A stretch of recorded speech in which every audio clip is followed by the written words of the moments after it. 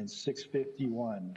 Some of those items are not on the consent agenda. The items on the consent agenda are items 600 through 603 and 609. So if you'd like to speak on one of those items, you can speak now. For the other ones, you can raise your hand later. Okay, 609 then, just 609. Okay, you'll have 1 minute. Please proceed. On the convention center thing, I think the city should just get out of the convention center altogether and just sell it to Doug Manchester and let him, like Doug Manchester's San Diego Convention Center, and just let him lease it 40 years and have him give us a piece of the action of the profit. He could take over the employees, his own employees. It would save the pension fund a bundle of money. We wouldn't have those employees, city workers there, because you guys can't manage the convention center. The place is leaking. It's been going on for years, and all the other things you guys can't manage. Just think at the Gaylord. The Gaylord's going, hey man, come to our convention. You can fly into Tijuana cheap. We'll pick you up. You don't want to be hanging out in San Diego with all those homeless guys. Your wife doesn't want to go shopping there. They want to go shopping in La Jolla. We'll take you there. You can't compete with the Gaylord. It's really good. Okay, bye. Thank you. And our next speaker is iPhone. If you can please unmute. And let me know which item or items you wish to speak to.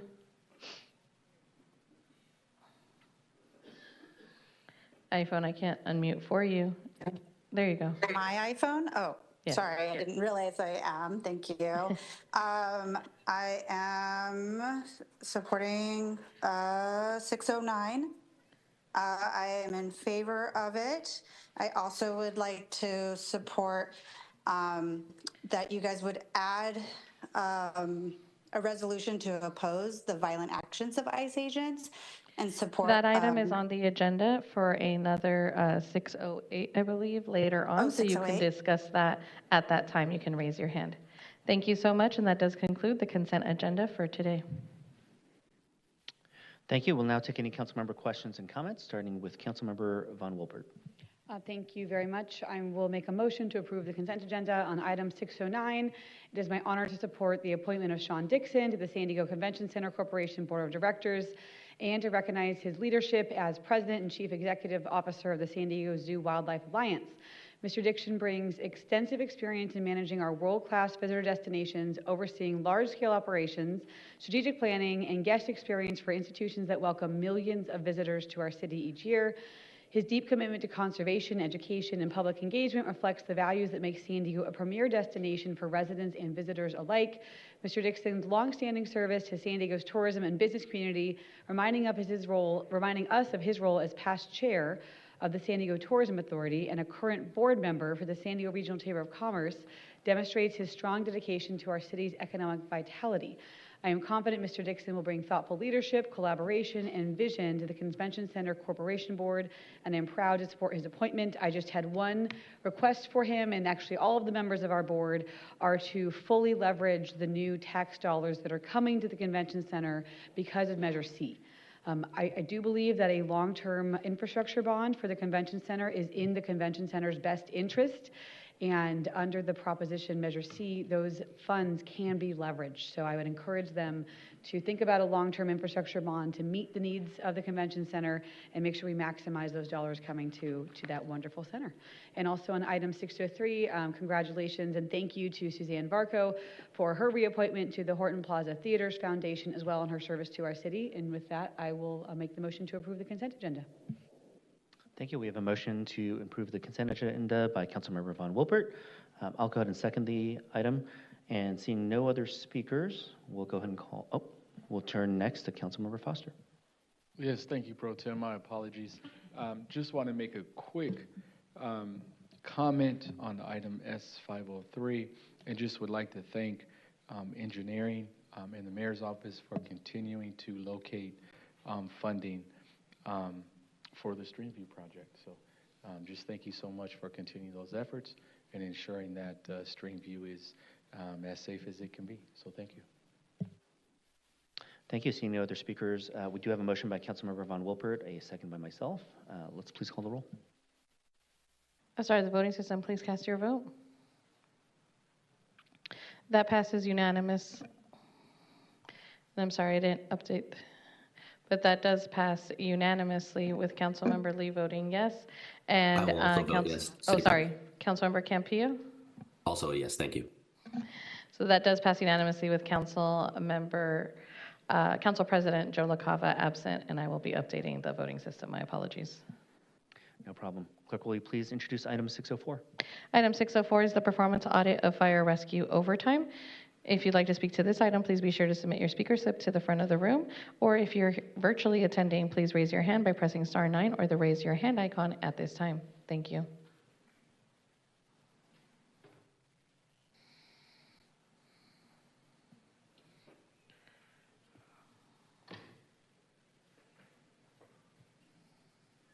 We'll go ahead and turn it over to our Office of the City Auditor. And Andy, if you'd like to start by making introductions for the record, and then let us know how much time you'll need for the presentation. Sure. Good afternoon, Council President Pro Tem, Council members, Andy Henhouse, City Auditor. And as you mentioned, we're here to present our performance audit of fire rescue overtime. And can we have about 10 minutes, please? Thank you. As we get started, definitely want to thank the Fire Rescue Department, as well as the Department of Finance and the Office of the IBA. We crunched a lot of data with all of them and did a deep dive on some things, and I'm glad we reached some actionable recommendations that were agreed to. Fire Rescue uses overtime to ensure it can respond to emergency fire and medical calls 24 hours a day, 365 days per year. And therefore, we conducted a performance audit with the objectives listed here on this slide. Overall, we found that Fire Rescue manages its staffing model, work limits, and overtime tracking well. However, we found opportunities to improve its overtime budgeting and staffing projections to help reduce the risk of overages that have impacted the general fund and may be more difficult to address in tight budget years. We had 3 findings and made 6 recommendations overall that will help ensure the accuracy and transparency of Fire Rescue's overtime budget and staffing projections, refine its relief pool calculations, and potentially reduce overtime budget overages and general fund impacts. And Fire Rescue and the Department of Finance agreed to implement all 6 recommendations. With that, I'll turn it over to the audit team for the details of what we found and recommended. They are Principal Performance Auditor Megan Jaffrey and Performance Auditors Stephanie Potts and Ruth Martin. Thank you, Andy. My name is Megan Jaffrey, Principal Performance Auditor on this project. Our audit focused on sworn employees because they work the vast majority of Fire Rescue's total overtime. Fire Rescue primarily uses overtime to maintain its constant staffing level by backfilling vacancies and absences. Overtime is a significant portion of Fire Rescue's budget. In fiscal year 24, Fire Rescue spent about $54 million on overtime, or about 15% of its total annual budget. Additionally, the Department of Finance found that the costs of overtime and hiring new employees are generally comparable. However, it is important to accurately budget for overtime to minimize the potential for budget overage impacts to the general fund, which is especially important in tight budget years as we are currently experiencing. Now I'll hand it over to Stephanie to cover our first finding. Thanks, Megan. I'm Stephanie Potts, Performance Auditor on this project. In our first finding, we reviewed Fire Rescue's overtime budgeting. We found that Fire Rescue consistently exceeded its overtime budget from fiscal year 2019 through fiscal year 2024, resulting in a total of $71.6 million in overages, of which $31.8 million impacted the city's general fund. Since the period covered by our audit, which ended in fiscal year 2024, Fire Rescue's budget overages have continued. In fiscal year 2025, Fire Rescue's overtime budget overage of $17.7 million resulted in a $5.2 million general fund impact, according to the IBA. And as of the fiscal year 2026 mid-year, Fire Rescue is projected to exceed its overtime budget by $6.8 million, of which $5.3 million will impact the general fund. While unpredictable factors such as the COVID-19 pandemic explain some of Fire Rescue's overages, we found that they were primarily driven by overprojected staffing and underprojected leave. Significant department budget overages may affect future available city funding and may be more difficult to cover in light of the city's structural deficit. When faced with budget overages, the city first uses anticipated savings it will realize during the year, then may rely on surplus revenues or draw from its excess equity. If these sources are not enough, the city may take further mitigating action, such as suspending non-essential spending. According to Finance, the effects that these mitigating actions have on departments are varied, but can ultimately mean they are unable to implement their intended programming. We found that fire rescue consistently underestimated vacancies and leave, which accounted for 83% of its overtime budget overages on average from fiscal year 2022 through fiscal year 2024. Fire rescue likely underestimated the costs of vacancies and leave because it has not zero-based its overtime budget since fiscal year 2019. Fire rescue has incrementally adjusted its budget since fiscal year 2020, and its actuals have moved further from its budget over the last 6 years. We also found that fire rescue's overtime budgeting methodology is not formally documented. Formalizing its methodology would ensure budgeting consistency, transparency, knowledge transfer if there are staffing changes, and that future updates are recorded. Another factor contributing to fire rescue's overtime budget overages was excluding salary adjustments. Fire rescue did not request increases for salary adjustments in its overtime budgets in 4 of the last 5 years that it received them, totaling approximately $5.6 million. In fiscal year 2024, Fire Rescue rectified this issue by requesting and receiving $9 million in historical salary adjustments. To ensure the accuracy of Fire Rescue's overtime budget, we recommended that it refine and formally document its overtime budgeting methodology in coordination with the Department of Finance. We also recommended that Finance collaborate with Fire Rescue to include negotiated salary adjustments in the overtime budget to reduce the potential for future overages. Since this report was published, Finance has updated its process narrative for developing the operating budget to include this provision. Now I'll hand it over to Ruth to discuss findings 2 and 3. Thank you, Stephanie. My name is Ruth Martin, Performance Auditor on this project. For the second finding, we found that Fire Rescue should include all SORN employees in its staffing projections to more reliably determine how many academies it needs to reach full staffing and reduce overtime. Despite Fire Rescue projecting that it would reach full staffing in 4 of the last 7 years, it has consistently missed those projected dates. Fire Rescue included only employees in operations in its staffing projections instead of all SORN employee positions that are filled using its fire academies. This is because Fire Rescue defines reaching full staffing as filling only vacancies in operations, as those personnel require backfill for vacancy absences and vacancies. Not including all SORN employees in Fire Rescue's calculations resulted in inaccurate staffing projections. Fire Rescue overestimated its number of Fire Academy graduates and underestimated its annual attrition in vacancies. For example, Fire Rescue estimated 54 vacancies, but we found when accounting for all SORN positions that draw from the Academy, Fire Rescue had 70 vacancies. In November of 2024, Fire Rescue projected it would take 2 years to reach full staffing using 2 annual academies compared to our projection of 7 years. Projecting staffing inaccurately led Fire Rescue to underestimate the number of vacancies it needed to reach full staffing. In fiscal year 2025, Fire Rescue gave up its 3rd academy after projecting it would reach full staffing and as a budget mitigating strategy, saving approximately $431,000. However, we found that Fire Rescue would need 3 annual academies to reach full staffing in 2 years. Additionally, vacancies can delay promotions and have outsized financial impacts to the overtime budget. For example, when employees in higher job classifications work overtime to fill vacancies in lower job classifications, they're more costly due to their higher salaries. We recommended that Fire Rescue revise its staffing projection methodology to include all positions filled using academies to better account for its staffing needs. We also recommended Fire Rescue revise its monthly staffing reports to include all SORN positions and provide them to both the independent budget analyst and City Council to improve transparency. Lastly, during the budget process, Fire Rescue should analyze how its requested number of fire academies would impact overtime and staffing. Finding 3 focuses on Fire Rescue's relief pool, which is a group of employees hired above the department's required staffing level who fill regular employee absences that would otherwise be filled using overtime. Fire Rescue has been unable to hire for its relief pool because of its staffing shortage, but when it's filled, the relief pool could reduce overtime, provide increased support during emergencies, and benefit the firefighters who have previously reported they desire less overtime. We also found that Fire Rescue should update its relief factor to account for all types of leave by job classifications, using historical absence data to reduce overtime.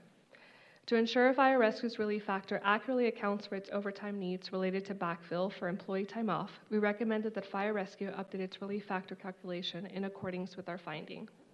The Fire Rescue Department and the Department of Finance agreed to all 6 of our recommendations. 1 recommendation appears to have been implemented, and the other 5 remain in process. We presented this item at Audit Committee in June 11th, 2025, and the committee voted to forward this item to the City Council. This is an informational item, so no action is necessary. This completes our presentation, and we're happy to answer any questions you may have. Thank you. Thank you for the presentation. Clerk, can we please proceed with any public comment? Yes, there's no public comment here in council chamber. Going to those participating remotely, you'll have 2 minutes. I've started the 5-minute timer here in council chambers. Andrea Ebbing, if you can please unmute. Hi, it's Andrea Ebbing. Just thank you for the presentation. I too have concerns about overtime and the overages that keep on happening across the board, like fire and first responders. Obviously, we need them, so it's an interesting situation for us to work through. But I do like a couple of things. One is I do wonder about the other pay still. So there are a lot of fire department personnel also getting very high amounts of other pay. And these are kind of concentrated instances. So it's not like everyone is across the board in the fire department getting huge amounts of other pay and overtime. What I've seen is it feels like it kind of inverts, or it vacillates between the two. So somebody who's getting a lot of overtime might get like minimal or a little bit less other pay, or somebody's getting a ton of other pay isn't getting quite as much overtime. So I just wanted to put that out there. The other thing is, I know we were talking about having the fire department doing small updates at the stations and the facilities to reduce cost and construction and all that stuff. I just wonder how that's going to impact overtime. If we're already in this semi-crisis situation and dipping into reserves, I personally do like the idea of them being able to carry out the simple tasks that make sense and don't require work orders and gas and all the scheduling and things that go into it. I just wonder how it's going to affect overtime if we're already stretched that thin. Thank you. Thank you. Next is the original. If you can please unmute. After that, we have Blair Beekman, Kathleen Lippitt, and Francine Maxwell. Please proceed. Yes, it's interesting when you guys always kind of refer back to the days of COVID when we're talking about overtime and, needing more money. And you want to blame COVID, but it was the actions that this board took to, fire people that were not going to capitulate and surrender to your demands to get a bioweapon injected into their body.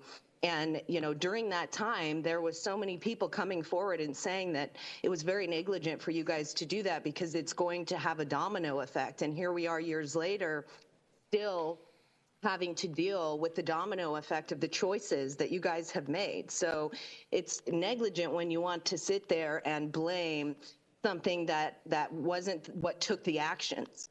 And, we shouldn't have had to lose much of the fire department, much of the police force because of this decision, because now we're having to, pay for it. And it's just, how are you going to continue to be able to make up for this? How many years is it going to take to fill those vacancies that, are vacant because of you guys? And then you want to come after the people for more money, like we're the ones that, always have to make up for, the fraud, waste, and abuse that occurs with people who are put in a position of power to be making decisions that are supposed to be what's best for the community. But as we can see, it obviously has not been. And in addition to that, much of the time when the invasion was happening on our border, the police, the fire department, different people were out there having to go and take care of things that and spend more money to, basically it seems as though you guys love to hide that and act like that wasn't happening, but it also took away from the communities and their ability to protect their homes or whatever if there is a fire. So you guys need to quit engaging in such fraud, waste, and abuse and blaming other things. Thank you for that concluding remark. Blair Beekman, if you can please unmute. Hi, Blair Beekman. Thank you for this item. Thanks for the words of Andrea Ebbing. I feel much the same. I mean, overtime is always a really difficult issue to address. I wish I had better sense about it to help more, but I understand. Good luck that we're always how to develop better patterns of overtime that can serve and yet not cost an arm and a leg to do. I know the cities of Oakland and San Jose both, they practice really well overtime issues. They try to and come up with good solutions. They're a good reference point for yourselves for both fire and police. So I just thought I'd mention those things. Thanks a lot. Thank you. Next is Kathleen Lippett. If you can please unmute. That's also the 5-minute timer that just concluded. We have 3 speakers in the queue. No additional speakers will be taken. Kathleen, please proceed. Thank you. Good morning. Thank you for letting me speak. Regarding the fire and rescue, they must respond to not just fires, but to mental health problems and PTSD. And many of these mental health problems and emergencies are exacerbated by the absence of a practical public policy that should prevent problems like that, such as having an on-sale CUP process, conditional use permit, that would allow the city to respond to some small percentage, about 10% of the irresponsible operators in Pacific places like Pacific Beach, where the city continues to allow more and more licenses in already high crime and unduly concentrated liquor licenses. So that would be one area. The other area is the city has a tendency to kick the can down the road. Instead of taking care of the problem in a timely manner when it could be done for a lot less money, such as the sewers that were clogged because of a failure to do the ongoing maintenance that the city had the money to do and was given money to do. And instead, the city has continually blamed that on climate change, which makes no sense. But anyway, please consider public policies as a way to mitigate some of these excessive costs. Thank you for letting me speak. Thank you. Next is Tasha Williamson. If you can please unmute, then it's Hector.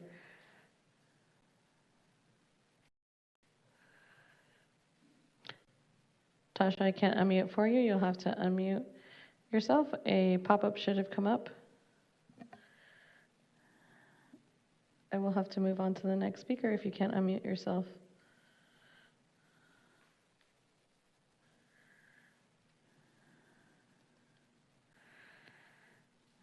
I will move on to the next speaker. Hector, if you can please unmute. Hello, everyone. This is Hector. Hey, on a positive note, let's have the firemen train academies and the police academies run for profit. Charge them like a student, charge the actual firemen and the cops, charge them to go through the academy, because some of those guys get accepted and they leave somewhere else. If they stay for 10 years, they get it for free. If they want to leave, because there's thousands of guys who want to be a fireman and women too. So that you could just train guys, charge them 50 grand, they could move to another place and get a job there too. So it would actually make money for the city, and it would ensure the guys we train want to work here and stay here for like 10 years, and then it would be free. But if they want to leave before 10 years, they'd have to agree to pay by the month or something. So you wouldn't just train guys, because that happens in the fire department and the cops too. Because, they get the training. We have great training, great cops, great firemen. And that'd be a way the city could actually make money and wouldn't regret people leaving, because we'd actually get something about it. And then I say up their pay. The firemen that I've known throughout the years, overtime is the job. They want overtime because it makes it work. It's a lot of money compared to just working by the hour there. And it's clutch for all the people and their families. We look forward to overtime. So it's part of the things of the job, a good part of the job. And they do a great job. So anyway, talk to you later. Goodbye. Thank you. That does conclude public comment on this item. Thank you. We'll now take council member questions and comments. We'll start with the chair of our audit committee, Vivian Moreno.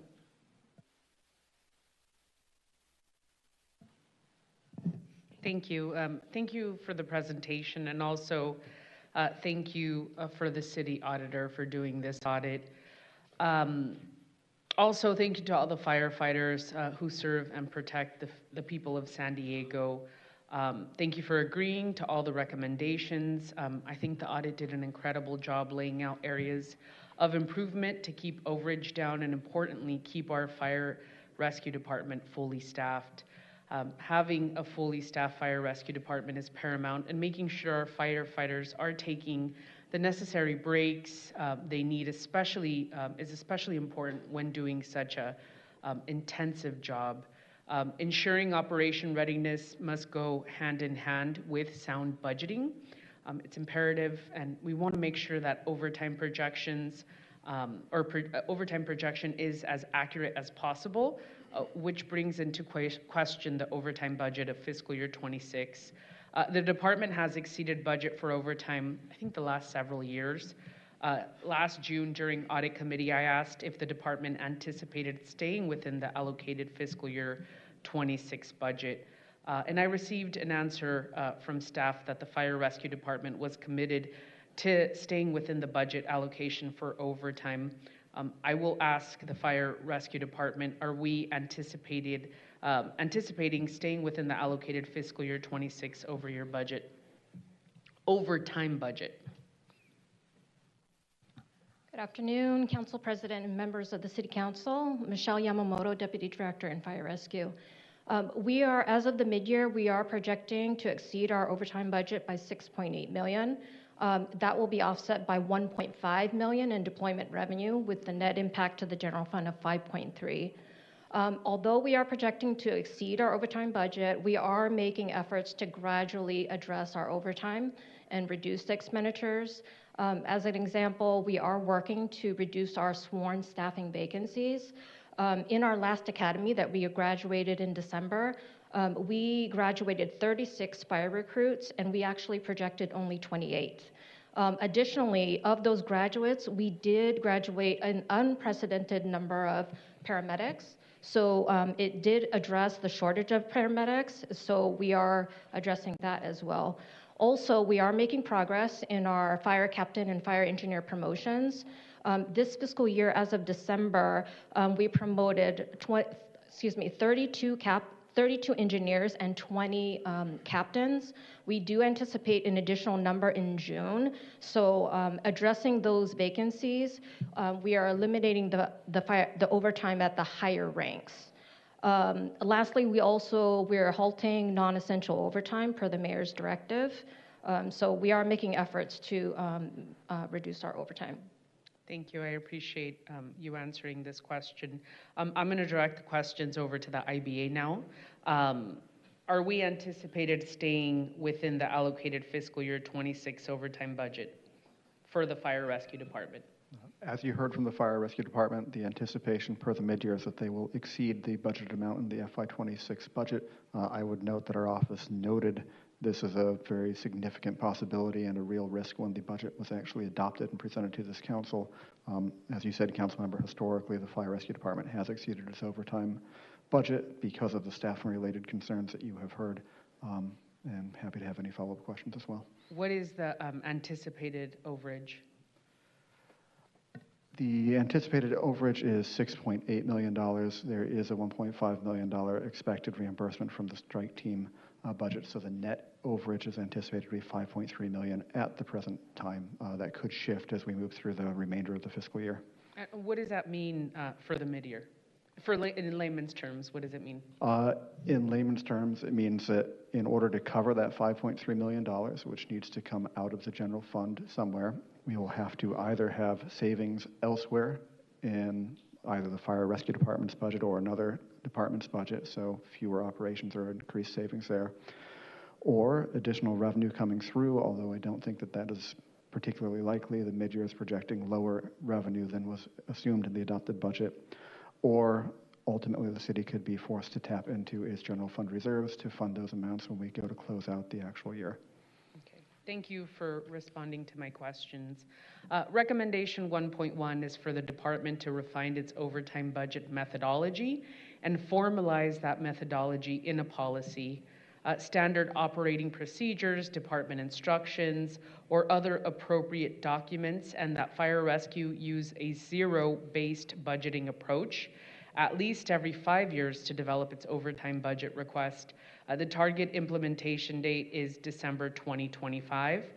Staff responded in committee last year that they would have a zero-based budget implemented by the end of last year, and I would ask the department if they have already implemented a zero-based budgeting approach. That recommendation, 1.1, is still in progress. We did draft the overtime budget policy and submit it to Department of Finance for review. They did review the initial overarching policy. They have yet to review for refinement of the overtime budget methodology. So until that happens, we won't be able to satisfy the recommendation, but it is anticipated to be completed at the end of March. So once the policy is in place, the zero-based budgeting, it can be implemented possibly during the budget development process for FY27.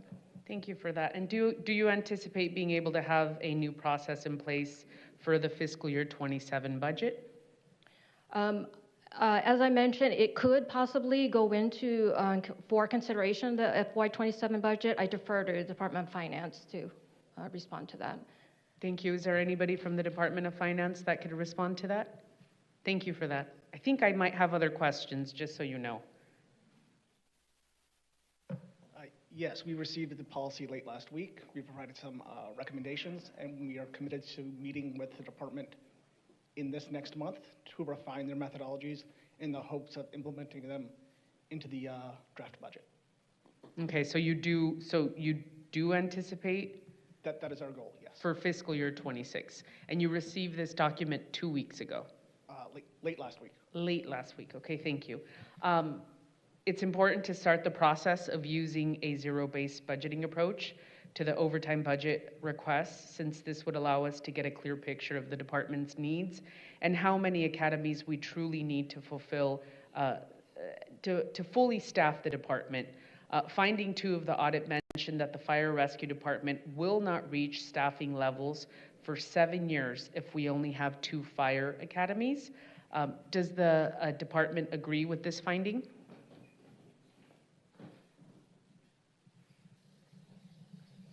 Our fire rescue projections project that we would be at full staffing by mid FY27. We are tracking to meet that goal. As of now, we're about less than 30 sworn vacancies, so we do believe that we're going to achieve full staffing at all ranks in mid FY27. Okay, but finding 2 of the audit mentioned that the fire rescue department will not reach staffing levels for 7 years if we only have 2 fire academies. Do you agree with this finding, or you disagree with this finding? We disagree with that finding. Yes, that was the auditor's assessment. We believe it to be shorter, in which case we are projecting it for it to be achieved in FY27. Thank you. Is the fire rescue adjusting their staffing calculations based on overtime projections to accurately project how many fire academies are needed to get fully staffing levels? Yes, we are. We did include the non-fire suppression sworn vacancies. It's in our community risk reduction division. We have started, as of the past year or so, we have included those sworn staffing vacancies within our projections. So we are starting to do that. Thank you for that. I will ask the auditor, I don't think I have any more questions for you, but if I do, well, I'll call on you. Can you share with us how you got to finding number 2? Basically, once again, you stipulated that the city of San Diego will not reach staffing levels in the fire rescue department for 7 years if we only have 2 fire academies. Sure, Stephanie Potts from our team. Thank you. Sure. We have this big calculation on slide 10. I don't know if we're able to pull it up, but I'm happy to walk through it. If not, the factors we included in the calculation are new hires, which come from academies, attrition, and vacancies. And so to calculate our projection of anticipated new hires, which is from fire academies, we used a 5-year average of the number of academy graduates per academy, which would be 28 graduates per academy. And so we assumed that there would be 2 academies per year, which is what fire rescue had been doing the few years prior to our audit, or the year prior to our audit. So that gives us an estimated incoming number of new hires of 52. We subtracted annual attrition from that number of 42. This is also a 5-year average. This includes all sworn employees, whether they're in operations or outside of operations. So these are all employees with positions that would be filled by people who have gone through the fire academy. And then we also included the number of vacancies that fire rescue currently had. At the time, fire rescue reported 54 vacancies, which is only employees, sworn employees in operations, but we also included employees that were sworn that would have been filled by people who went through the academy who were outside of operations, which gave us 70.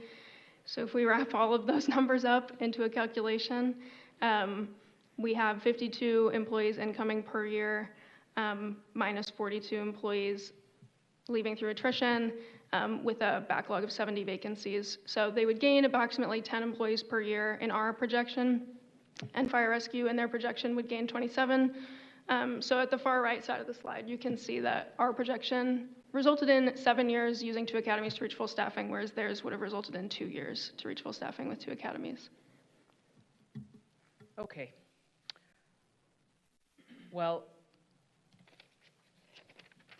I'm hearing that the department doesn't agree with recommendation number 2, but they did agree with all the findings. Is that correct? Am I getting that correct? Well, I don't want to speak for them. As I understood it, they thank still you. agree with the recommendation. They just don't agree with the 7 years. And we went over this with them a bunch of different times. So Steph just walked through it. But I would also point out, in addition to what Stephanie covered, is the 10 net gain is based on historical averages. And so that's why for the past 5-6 years, fire has been projecting that they'll get to full staffing, in a year or 2 years, and it hasn't happened because it's over projecting, under projecting certain elements. Okay. Would you like to answer? I don't want him to speak further. Yes. So we did agree to all of the findings where there's specific, yes, we agree, sorry, not the findings, but the recommendations. So the specific recommendations that they recommended, we did agree to that. We know that there was a discrepancy in the staffing. I believe there's a disclaimer, there's something in there that states that where there was some back and forth discussion on, but we did agree to the recommendations, just for clarification. Got you. I thought I heard you say you didn't agree with finding 2. Well, the staffing of when we would reach full staffing, that's what we find a discrepancy in. Okay. Yes. Thank you for that.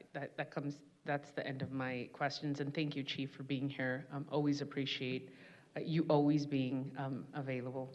Unless you want to say anything, I don't mean to cut you off. We're good. Okay.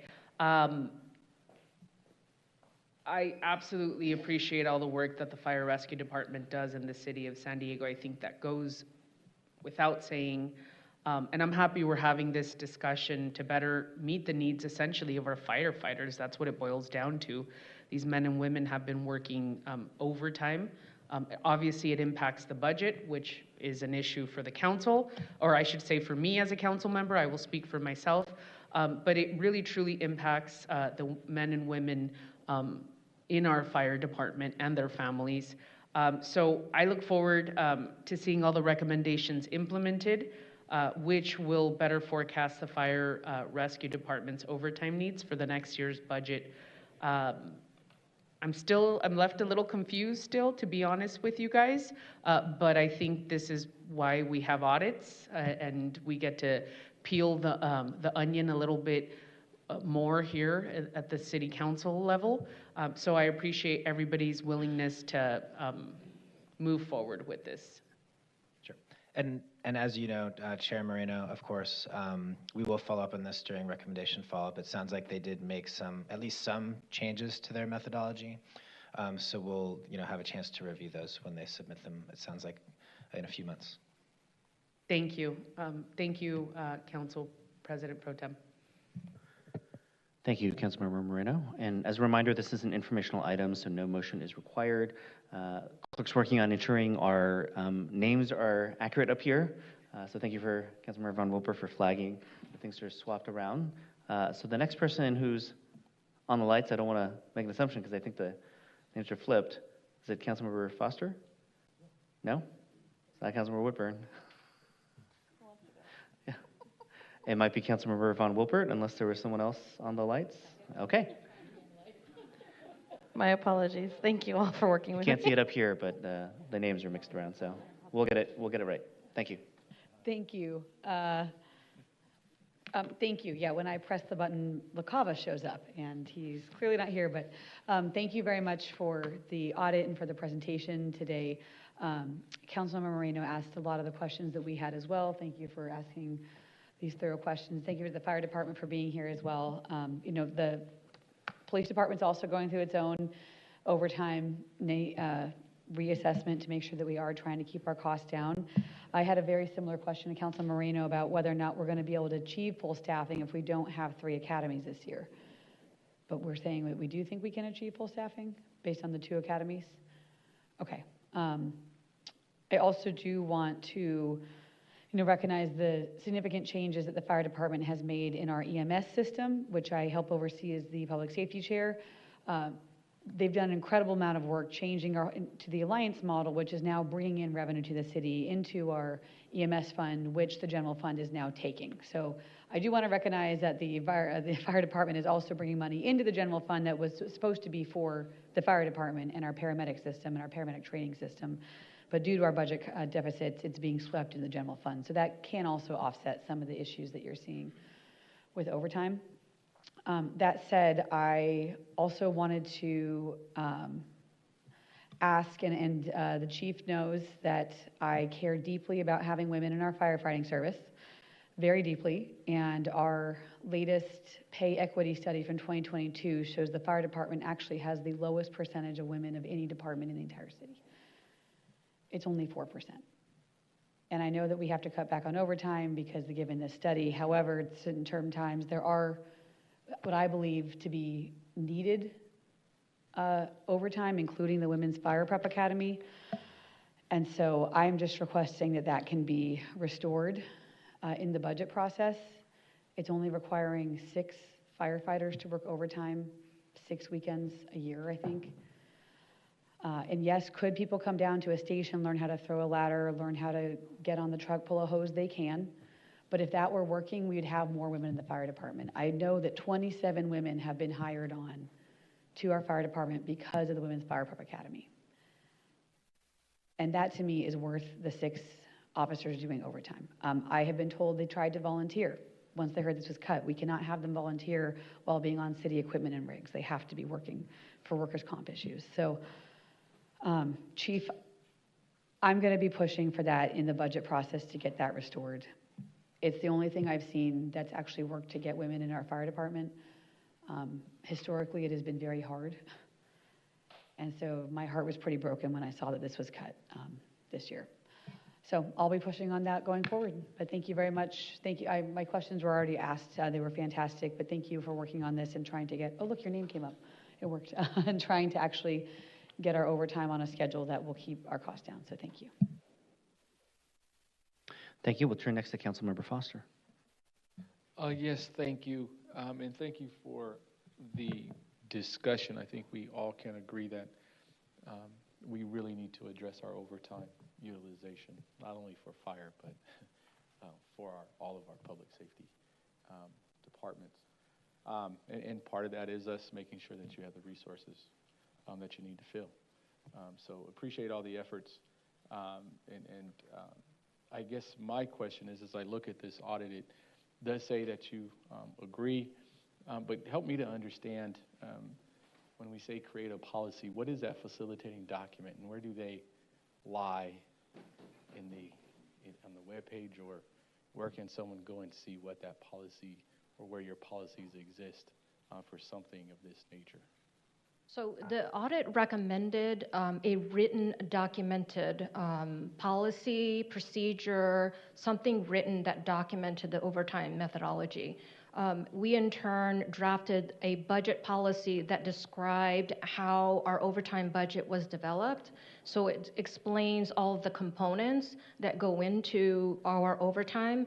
We categorize all of our overtime into specific categories. It describes the definition, what goes into that, how it's calculated in a general methodology sense. And so we did draft that policy, submit it to Department of Finance, and so they have that. They've reviewed the overarching policy. However, if any refinement to the overtime methodology is needed, they will suggest any edits, in which case we will update the policy and then implement accordingly.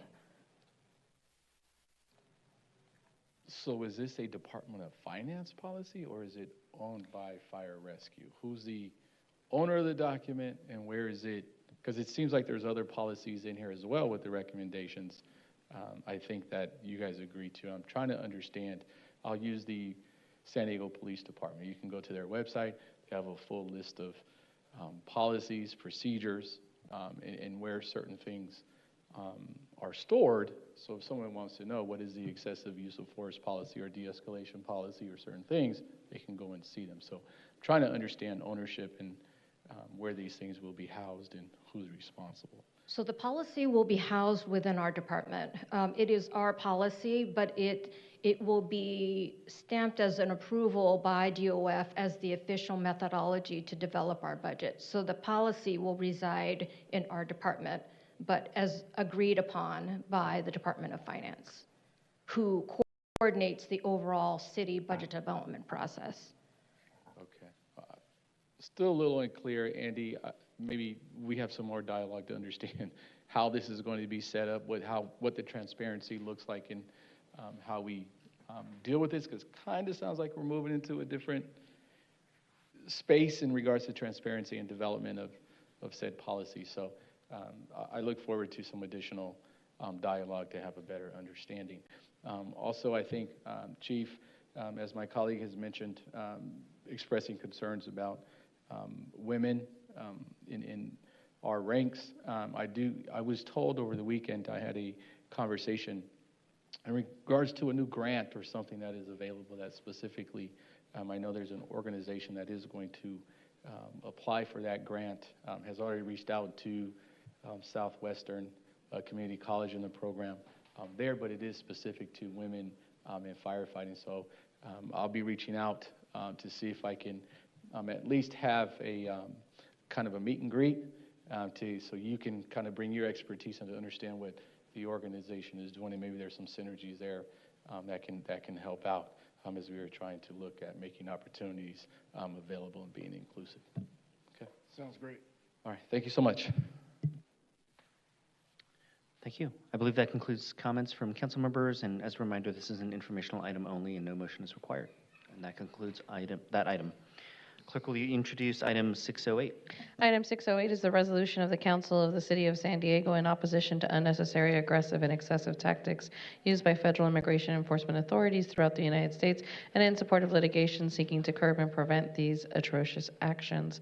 If you'd like to speak on this item, please be sure to submit your speaker slip to the front of the room in the clear box, or if you are participating remotely, now's the time to raise your hand by pressing *9 or the raise your hand icon. Thank you, Council President Pro Tem. Thank you. I think I'll start by turning this over to my colleagues, whom I believe have at least some comments as we begin the item, starting first with Councilmember Von Wilpert. Thank you very much, Council President Pro Tem, and thank you to my colleagues for joining me on this. We don't have a PowerPoint presentation today because the resolution itself is actually in the, online on the agenda and docketed so everybody can read it for themselves. But I will just make a few comments about why it is important that we bring this resolution forward today. I grew up here in San Diego, and I've always known it to be a vibrant binational city and a place built on the contributions of citizens and immigrants alike, refugees and neighbors from around the world. Our strength comes from our diversity and our shared humanity in this city. and our collective commitment to fairness and dignity and the rule of law. And as the chair of the Public Safety Committee here in San Diego, I know that excessive force and chaos do not make our communities safer.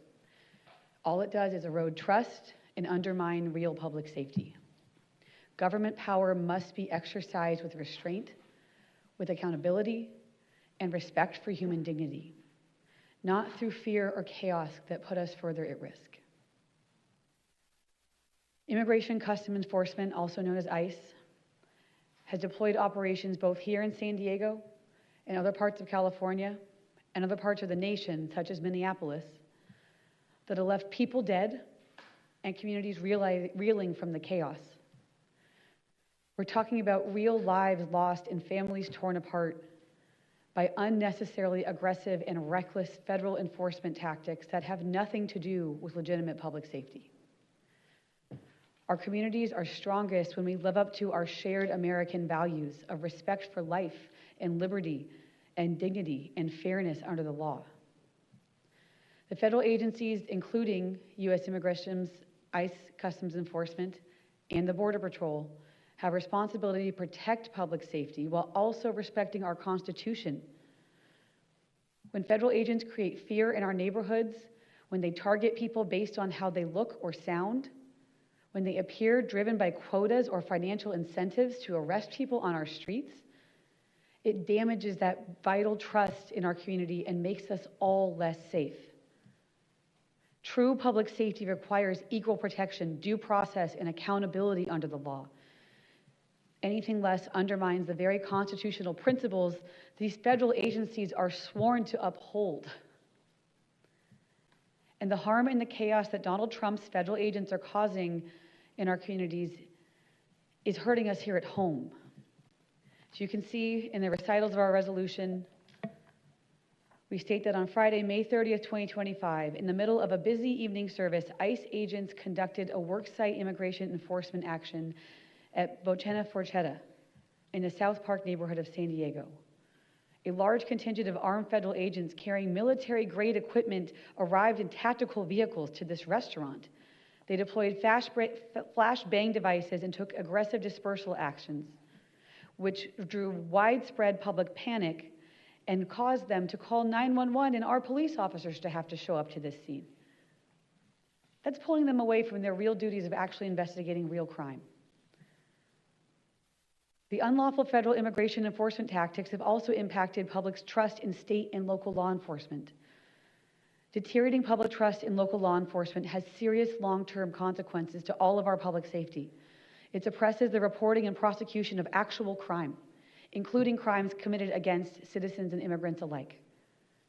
Aggressive federal immigration enforcement tactics also exhaust our state and local resources. We do not have the budget or the time to be cleaning up after ICE's messes when they call 911, so our actual police officers have to show up. Many people don't realize this. The federal agents and our police officers do not share a radio frequency.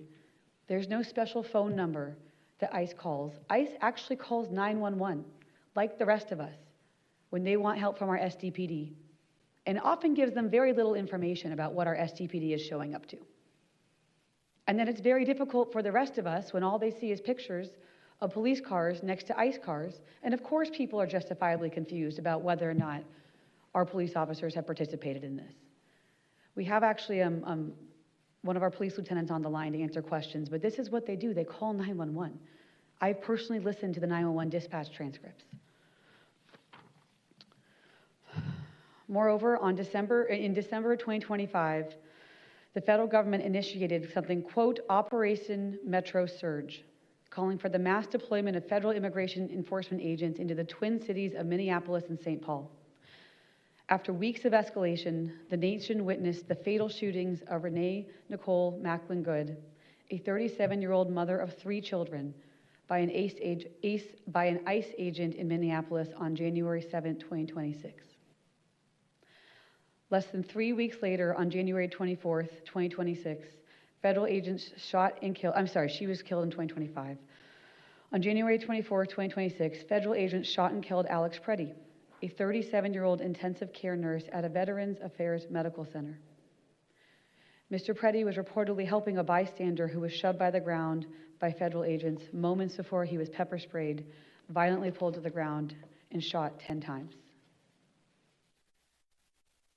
On January 12, 2026, the state of Minnesota and the Twin Cities of Minneapolis and St. Paul filed a lawsuit in the U.S. District Court for the District of Minnesota against the Department of Homeland Security and related agencies and officials, asking the court to end the unprecedented surge of DHS agents into the state and declare their behavior unconstitutional and unlawful. On that same date, on January 12, 2026, the state of Illinois and the cities of Chicago filed a lawsuit against DHS and the Trump administration officials over the alleged unlawful and dangerous tactics used by ICE and CBP agents in their cities. It is clear to me, as the public safety chair of the city of San Diego, that what ICE and federal agents are doing across this country is fueling fear, unrest, and harm. This is not law enforcement. Today, my colleagues and I have brought forward a resolution for the council's consideration, highlighting a few of many of the tragic and terrorizing events that have taken place at the hands of these agencies under the direction of President Donald Trump.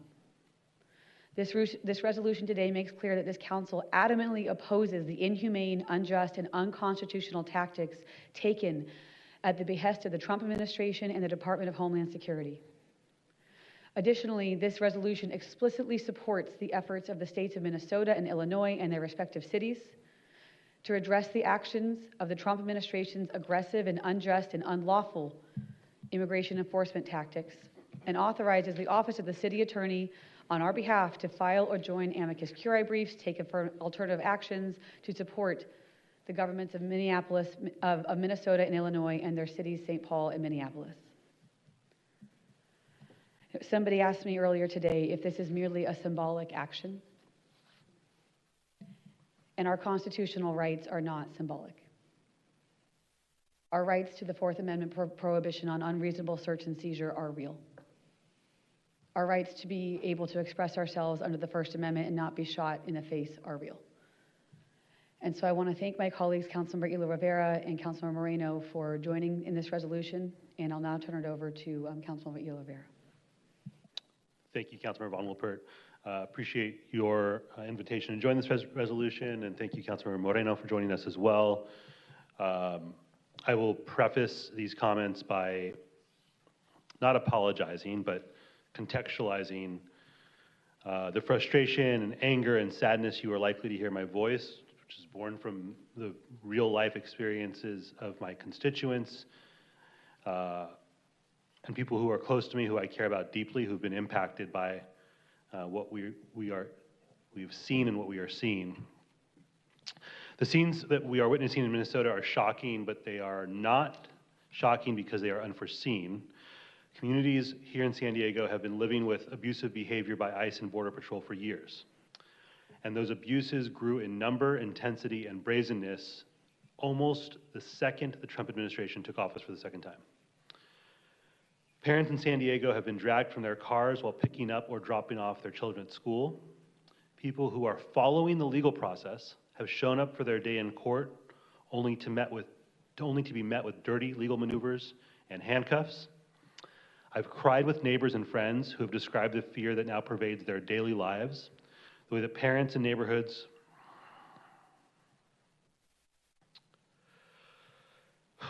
the way that parents are coordinating to walk each other's kids to school or create escape routes through their backyards just in case armed agents return to their neighborhoods. This is not law enforcement.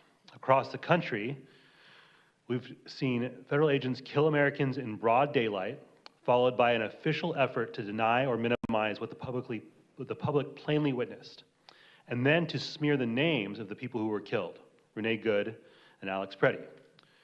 We've seen children used as leverage, placed in harm's way, or used as live bait to draw parents into arrest.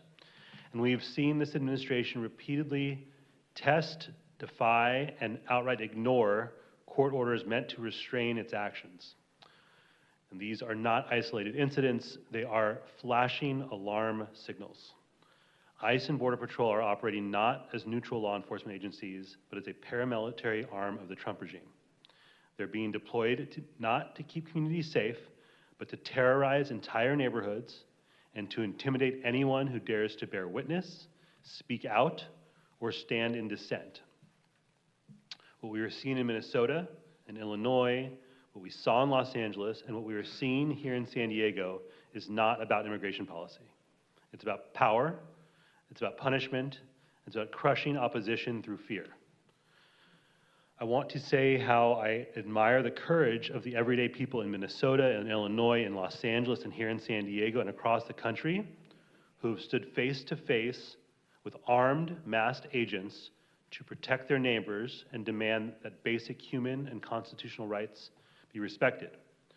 That is extraordinary courage that is essential to maintaining this country as a democracy, and it's unacceptable that regular, ordinary people are being forced into that position at all.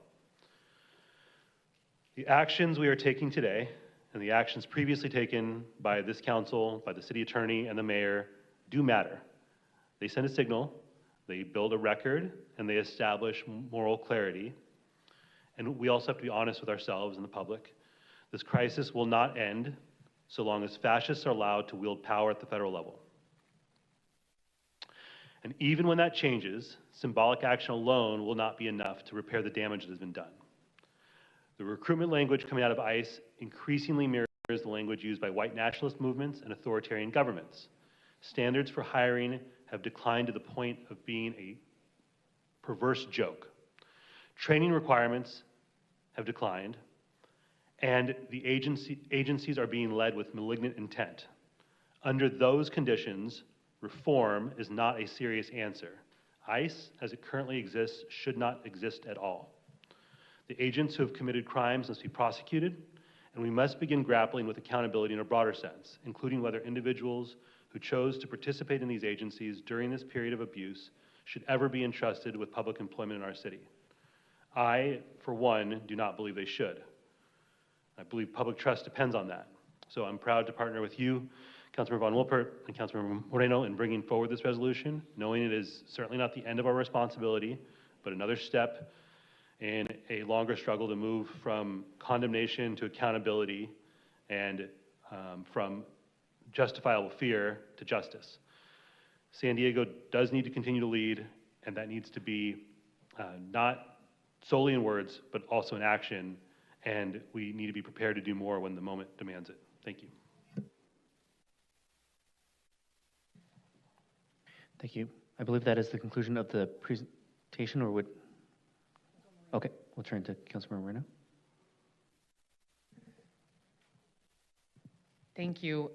Thank you to Councilmember Marnie Von Wilpert and Councilmember Sean Elo Rivera for collaborating with my office on this resolution.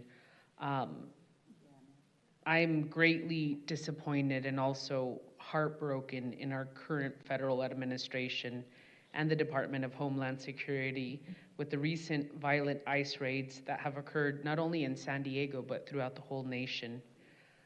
We began the 2026 year with 2 lives that were taken at the hands of ICE in Minnesota. Their names were Renee Good and Alex Preddy. Now, my heart and condolences goes out to the families and the loved ones of these 2 victims. Here in San Diego, ICE agents have inflicted violence and terror in our community. Just last year, a parent was ripped from his car while dropping off his small child near an elementary school in City Heights. Another parent was pulled into an unmarked van while waiting to pick up his child from Linda Vista Elementary School. Now, as a mother of a young child, I can't even imagine the terror those families faced and are facing. Actions like these that have been taken by ICE are simply inhumane, unconstitutional, and are not welcomed in San Diego. It has led to drastic terror in my communities, impacting parents, children, seniors,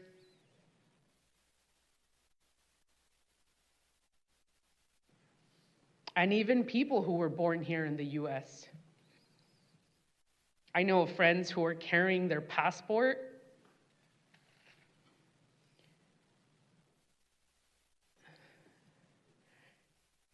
This has led to a lack of public trust in state and local government and also law enforcement.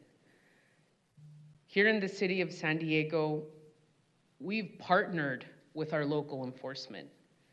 We have asked our local enforcement to go out into our communities, and they've responded, and they have gone out.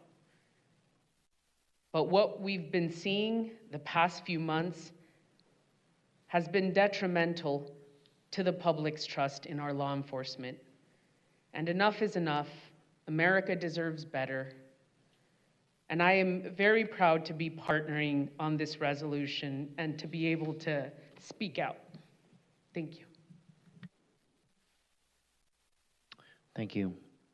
Clerk, can we please proceed with public comment? Thank you, Council President Pro Tem. We do have several speakers here in person and on the virtual queue. If you can please come up to the yellow reserve seats in the front. It will be going to a minute per person, starting with Jean Wong. If you can please come to the podium. William Carden, Marissa Burke, Nadine Miller, and Andy Coop. If you can all please come up to the yellow reserve seats. And we'll start with Jean. Hello, and thank you. Ro, congratulations on your baby. As Mayor Brandon Johnson from Chicago said this Saturday, nobody is above the law. There's no such thing as an absolute immunity in America. That principle, that no agent or agency is above the law, must apply everywhere, including San Diego. And this brave mayor put ICE and HSI on notice boldly. I want to be very clear, supporting this resolution does not replace the need for a direct conversation with Mayor Todd Gloria and Chief Wall. ICE and HSI have openly admitted repeatedly that they do not intend to follow state law, sanctuary law, or even basic standards of identification. When an agency claims authority but refuses to follow the law, they are no longer acting as a law enforcement. They have become a danger to the public, and when that danger is known, our response cannot be vague, passive, or reactive. It must be clear, preventive, and rooted in protecting a human life. Thank you for that concluding comment. I have ceded 1 minute. What is your name? Jean Wong. Please continue. Thank you. SB 54 says San Diego Police Department does not assist ICE or HSI, but clarity matters. SDPD also does not assist bank robbers, yet they would never stand by, control traffic, or provide cover when a robbery is happening with assistance to facilitate the robbery. It's literally the same exact thing. They are breaking laws, and San Diego Police Department is watching them do so. Here's the real question. If a family's asleep and someone violently breaks into their home, do they call 911? And if SDPD arrives and determines that it's ICE or HSI, what happens next? Will officers verify judicial warrant? Will they ensure that no one in the house is being harmed, especially kids being traumatized, which they are? Or will they demand identification or require agents? Or will they just step aside and allow these atrocities to continue? We need to know. Our officers need to know. Our community deserves to know.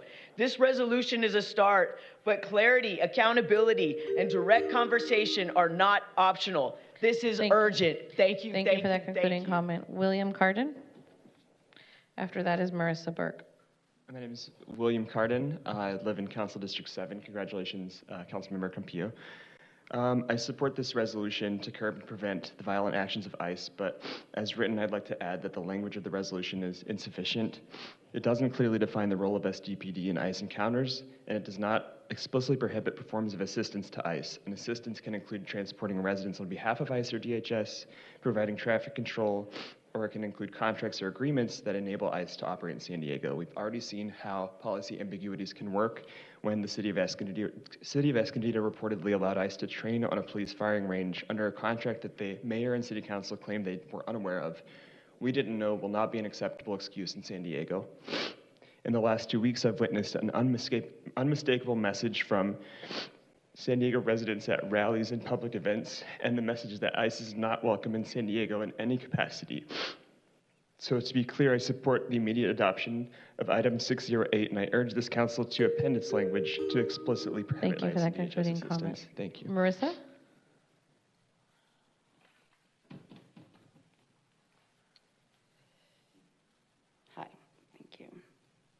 support this resolution opposing the violent actions of ICE agents and supporting litigation to curb and prevent those actions. But a resolution without clearly being defined and having limits on local participation is not sufficient. It leaves too much room for interpretation and too much risk for residents in communities that are already experiencing disproportionate ICE activity.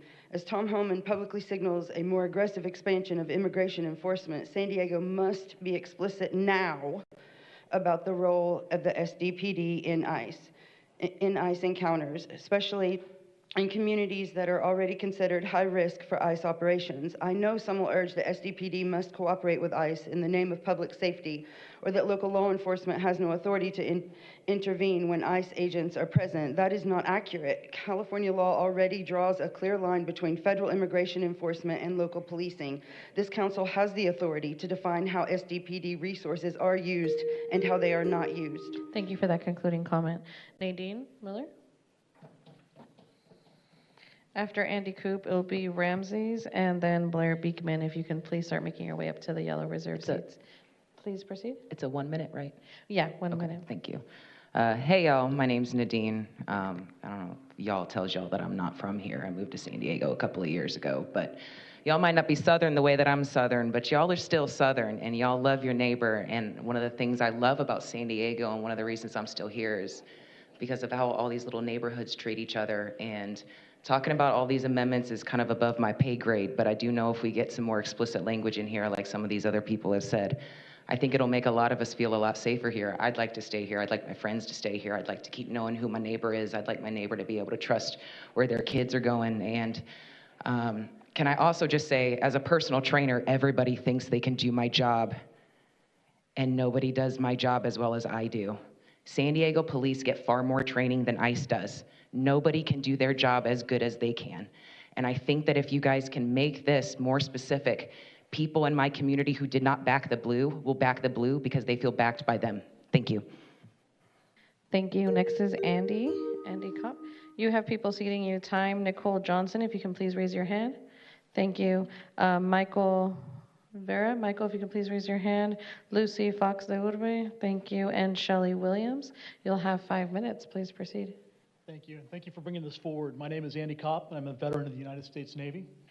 I'm here today to offer support of the resolution before you, and felt particularly compelled to be here as a veteran to honor Alex Preddy, who was killed by federal law enforcement agents in Minneapolis a little over a week ago.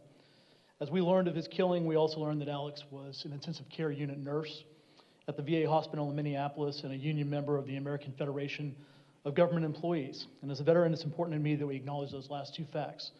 Over the last year, in addition to the escalation of immigration tactics across the country, this current administration has attacked, demeaned, intimidated, and laid off unionized federal workers without concern for department and agency missions.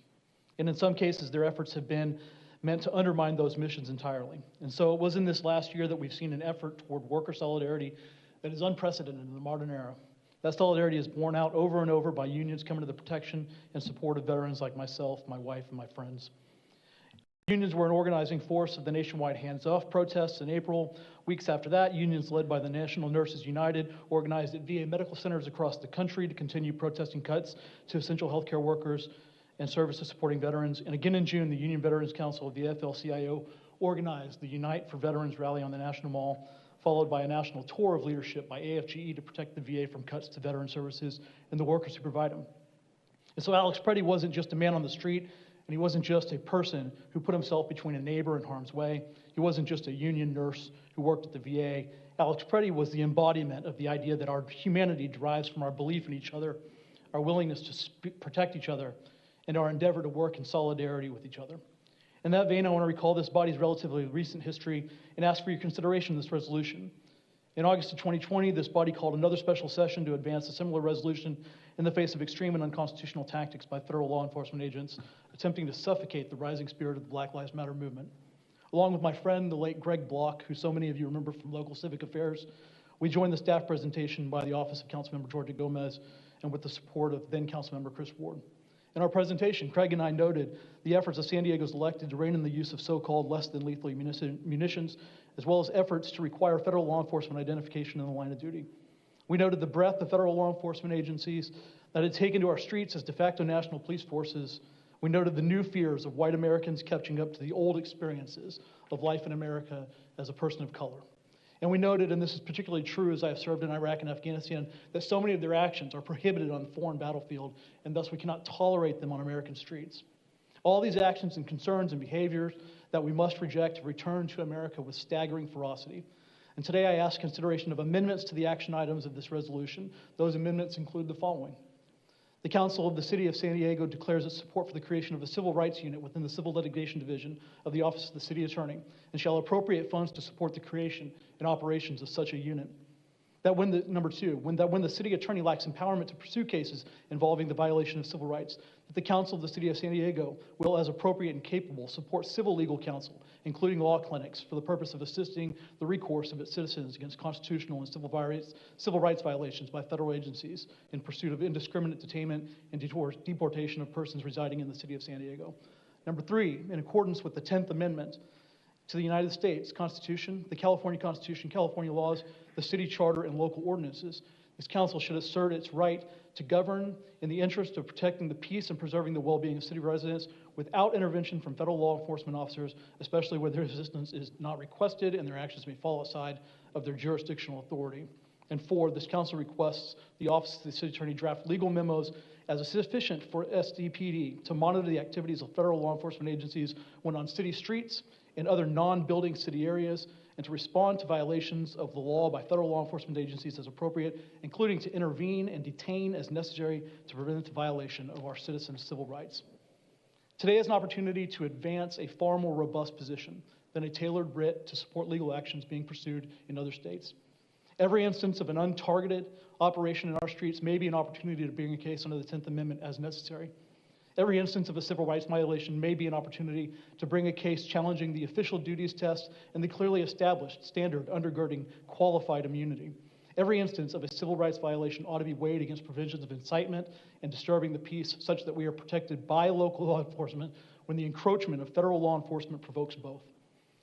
You are here having found yourselves being asked to serve in a tremendously perilous moment in our history.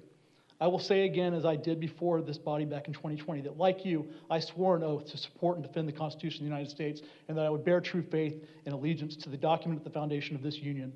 To bear true faith is to give honest testimony, loyal testimony as a matter of duty. Thank and that's you what for you're that doing today. concluding. Thank you so much. Ramses?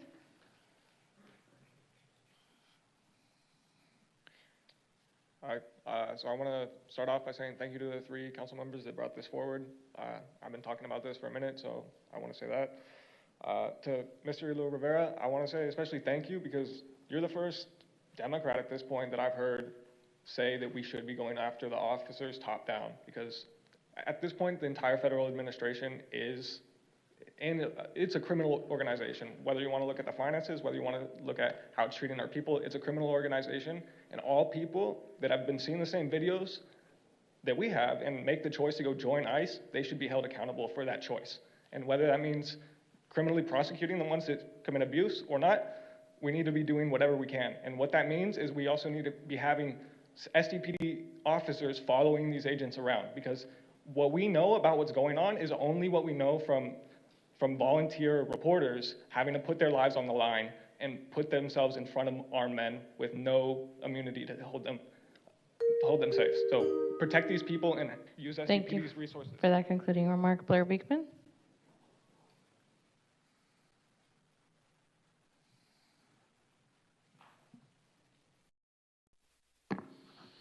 Hi, Blair Beekman.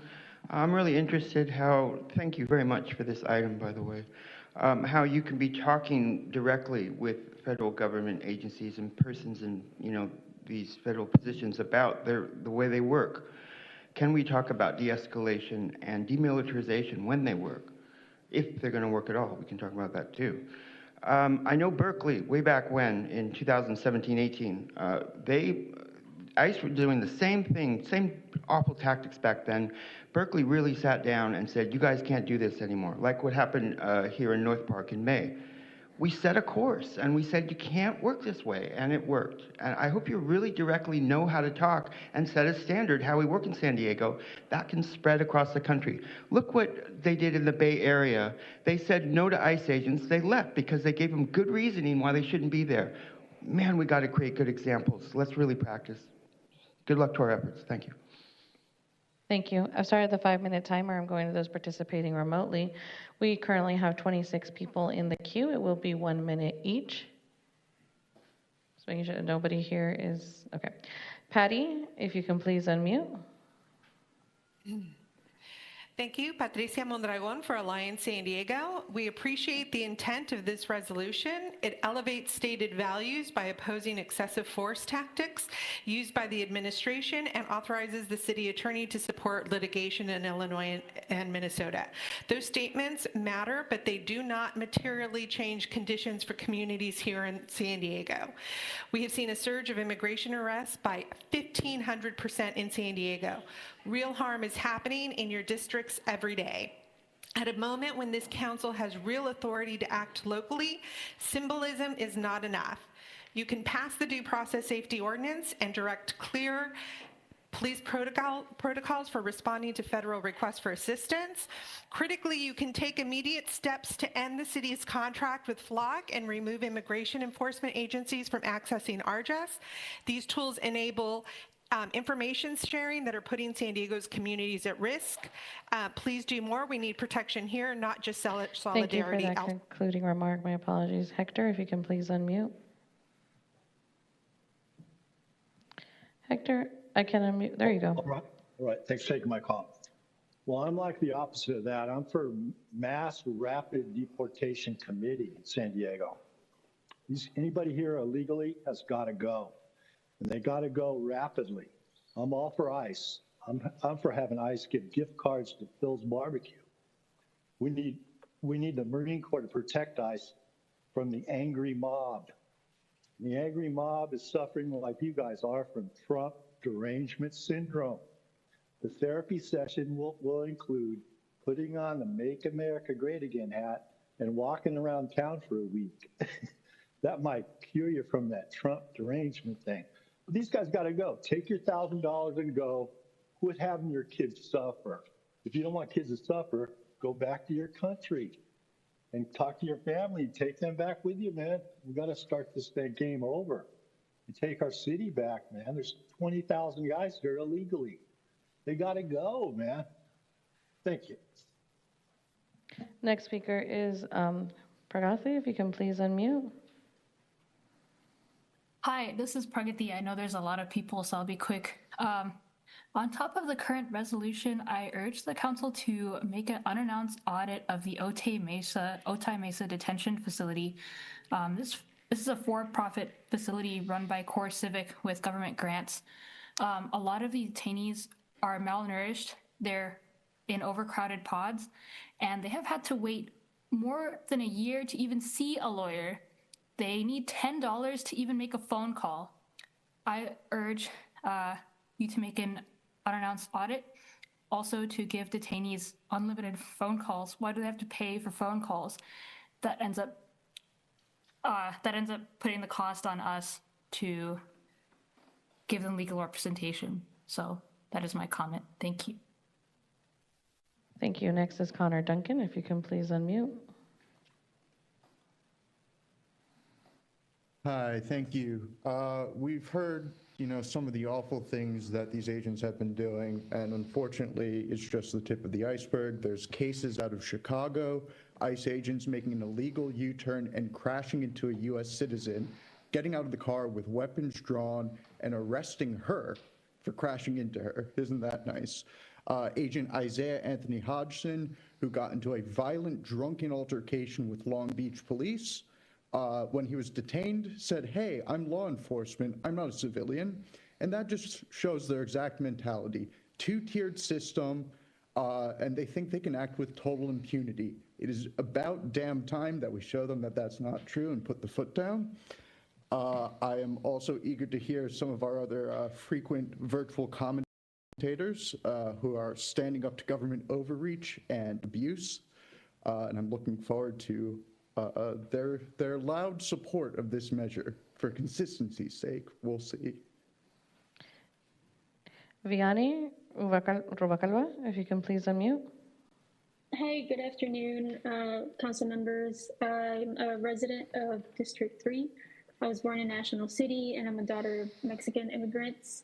I have family on both sides of the border, and I want to thank the council members for bringing this item forth. I do want to add that we need clearer policy to prohibit SCPD from cooperation. ICE is applying a tremendous overreach far beyond the lawful authority of its lead agency, and it shouldn't exist at all. This council has the power to stop ICE's overreach in its tracks by prohibiting cooperation by SDPD, including handing over any data from the streetlight cameras and license plate readers. So I urge you all to consider either amending the resolution or passing the appropriate ordinance and taking concrete steps to curbing this overreach. Thank you. Thank you. Next is Sierra, if you can please unmute. Sierra Crow, I can't unmute. There you go. Hi, my name is Sierra Croja. I'm a resident of District 2. I support the resolution to oppose the violent actions of ICE agents, and I support litigation to curb and prevent these actions. I ask you to take it a step further and clearly state the role of SDPD in ICE encounters before Tom Homan's aggressive assault on San Diegan begins. Please explicitly state in this resolution what it means for SDPD not to assist ICE. We ask that that include not transporting residents for ICE and not supporting with traffic control for ICE. We also ask that SDPD protect the residents of San Diego by intervening when an ICE agent assaults them. Thank you. Thank you. Next is Dog, if you can please unmute. I can't unmute for you. Oh, yes, ma'am. Hi, it's Devin Turk. I apologize. Yes, so I support this resolution opposing unnecessarily aggressive and excessive federal immigration enforcement tactics, supporting litigation to curb these actions. I also urge the council to clarify San Diego's local role, specifically that SDPD does not participate in civil immigration enforcement consistent with California's sanctuary law and existing state policy. Please explicitly state that SDPD will not transport residents on behalf of ICE, as local resources should be reserved for city public safety priority, not federal civil enforcement. I ask for confirmation that SDPD will not provide logistic support, such as traffic control and perimeter assistance, for ICE operations that are civil immigration actions rather than criminal investigations. The city should ensure transparency by directing the city attorney of SDPD leadership to provide a clear public summary of current department policy during ICE encounters, so residents understand their rights and what local officers can and cannot do. Thank you. Next is Charlie, if you can please unmute.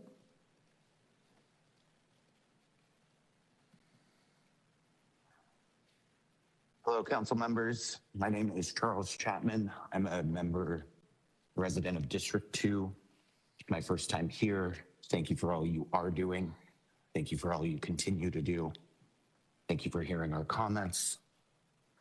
I too support the resolution to oppose the violent actions of ICE agents and support litigation to curb and prevent these actions.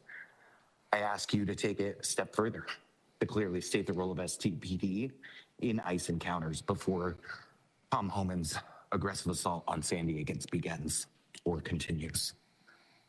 Please explicitly state in this resolution what it means for SDPD to not assist ICE.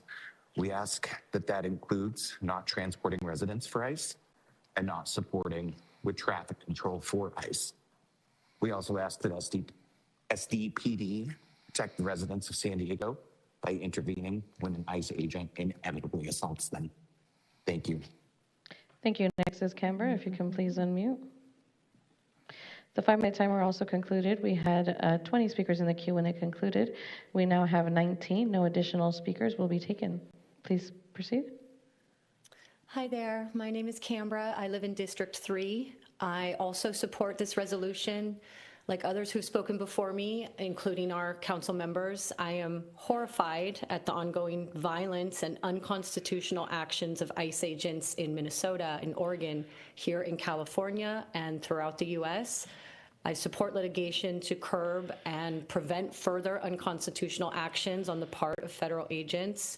I also agree with previous commenters who have asked you, those who have been elected to represent us, your public, to further clarify and add explicit statements to this resolution that clearly delineate the role of our police force when our neighbors inevitably encounter ICE in our streets, in their homes, in their places of work. SDPD's commitment is to the residents of our city, our neighbors. They must serve and protect us, the public. I'm asking that SDPD commit to protecting the residents of San Diego by intervening on Your our time has behalf concluded. when our constitutional Your time right. has concluded. 1733, if you can please unmute. 1733. I can unmute for you. It is *6 to unmute. If you can, there you go. Hello? Yes, please proceed. Hi, my name is Jonathan, and I was actually calling in today for the fact that I'm an IT guy and a nerd, and I have an actual solution that could fix all of this. Everything that we talked about, it'll fix the budget, the overtime, everything. It also will definitely be able to remove ICE. I also need, I'm actually embarrassed of our legal system and the justice system. I cannot find a lawyer. I've been trying for 3 months to get a hold of a lawyer, somebody that could take this case, because the contract that ICE and the president had signed is null and void. But that's because I've done government contracts for 23 years. I know how they work. But I need to speak to somebody about that, as well as just present this solution that has 0 weapons, it utilizes what we already have, and it saves our budget, city, state, and national, between 60 and 87% annually after necessity items. I just don't have anybody to talk to, nobody will listen to me, and I don't get called back. And Thank I'd you. love That to does conclude roll your it out, time. and Wendy Castro, if you can please unmute. Wendy Castro, I can unmute for you. Hello, can you hear me? Yes, please proceed. Hi, my name is Wendy Castro. I'm from District 1, and I want to thank the council members that brought up this resolution. And I just wanted to say that I support the resolution to oppose the violent actions of ICE agents and support litigation to curb and prevent these actions. I've been living in San Diego for 17 years. We are a border town. Millions of people cross our border every day to come to work. And I really condemned all these unconstitutional actions by ICE and would like them to go further and actually clearly state the role of San Diego PD, because San Diego PD should be keeping us, the residents of San Diego, safe and not assisting ICE. Thank you. Thank you. Next is Peach, if you can please unmute.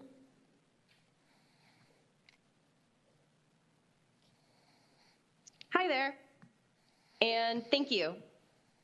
Now is the time to speak up and out against the unconstitutional actions of ICE. As a city called San Diego, we have a duty to stand up for our neighbors and friends who are being targeted by ICE. Not adapting this resolution would be embarrassing for us as a city now and in the future as people look back on this time in history. How dare we use the already extremely limited funds of this city to support ICE in their reign of terror? If we can't afford free parking in our city's gem of a park, we certainly cannot afford to support or clean up after ICE. I also echo the call for an unannounced audit of the conditions in the Otay Mesa facility and remain concerned about the people detained there and the money spending. I hope we can all have the bravery of Renee and Alex, and I also want to ensure we remember Keith Porter Jr., who was shot and killed in Los Angeles by an off-duty ICE officer. I stand on the right side of history and urge you to do the same. It is now and forever abolish and prosecute ICE. Thank you. Thank you, Tennille. If you can please unmute.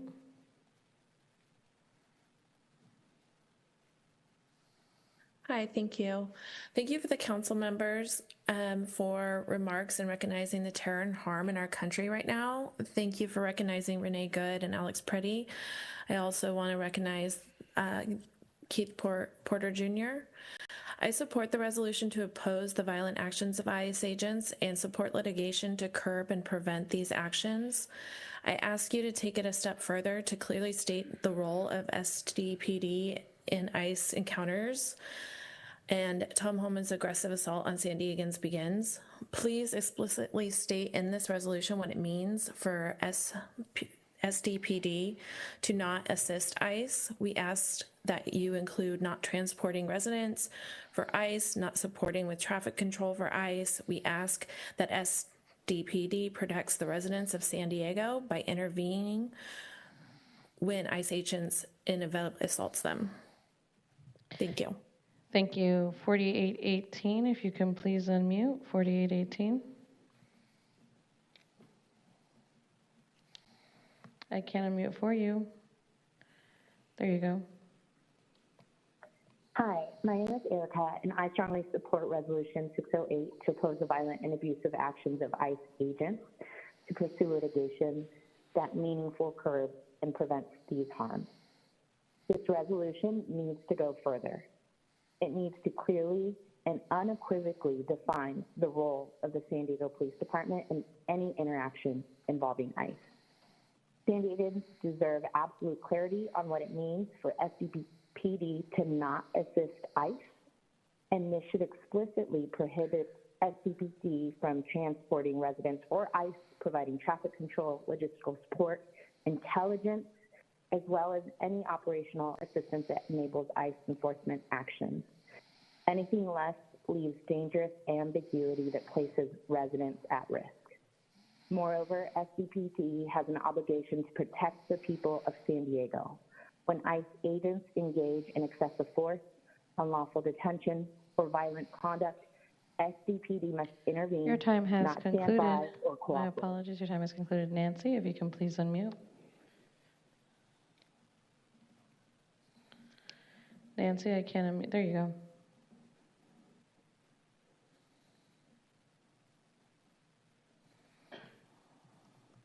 Nancy, you dropped off. Going to Erica, if you can please unmute. Erica Salconi, if you can please unmute. A pop-up should have appeared. I will have to go on to our next speaker if you...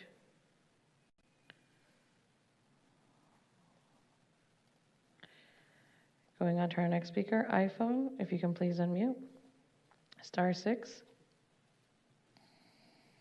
Hello, thank you for having us today. Thank you for bringing this up. It's very important for the city of San Diego.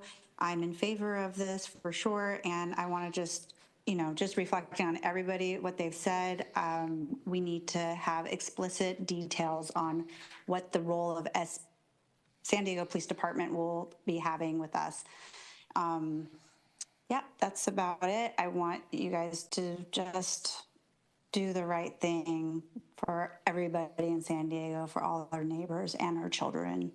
We deserve a safe place. We deserve our children to be protected and our neighbors to be protected. And we deserve that people who are coming here legally to work, legally who are here, not to get harassed or murdered on the streets. And we want to be able to trust our police force. So I think it's very important that you make explicit what the details of what they're supposed to do for us. Thank you. Thank you. Next is Katie, if you can please unmute. Katie Hallett, there you go. Hi, my name is Katie Hallett. I'm a San Diego resident, and I'm speaking in support of this resolution with requested amendments. As we process an overwhelming amount of information daily, I want to ground this moment. Just last week at the council meeting, we commemorated the Holocaust, a reminder that consequences when state violence is normalized and institutions fail to protect citizens. I support this resolution, but without explicit enforceable directives. It does not meaningfully protect San Diego residents.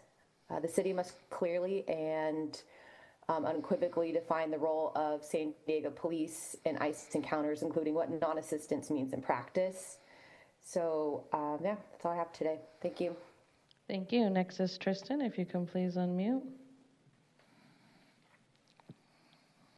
Hello, my name is Tristan Beery, and I'm the youth organizer at Youth Will. I am here in support of this resolution. I support this resolution because I don't believe that ICE should exist in the same way I don't believe borders should.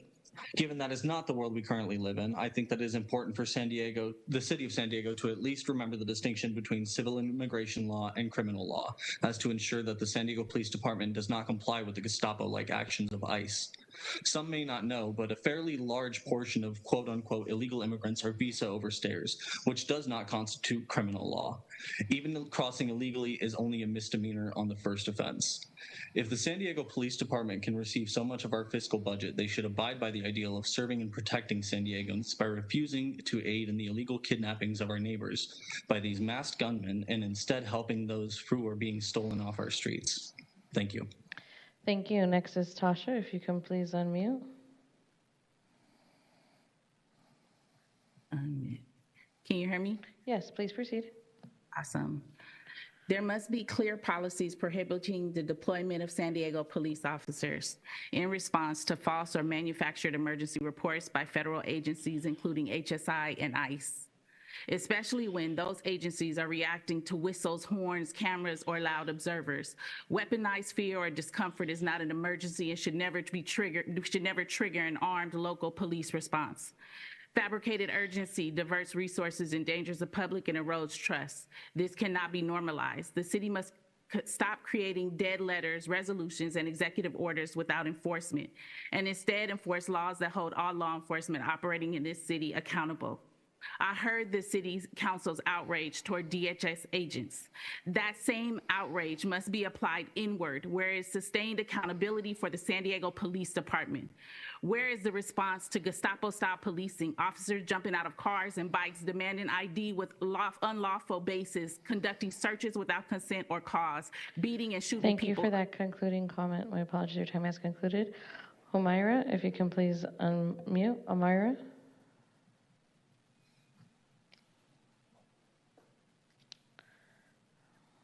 Hi, my name is Humaira Yusufi with PANA.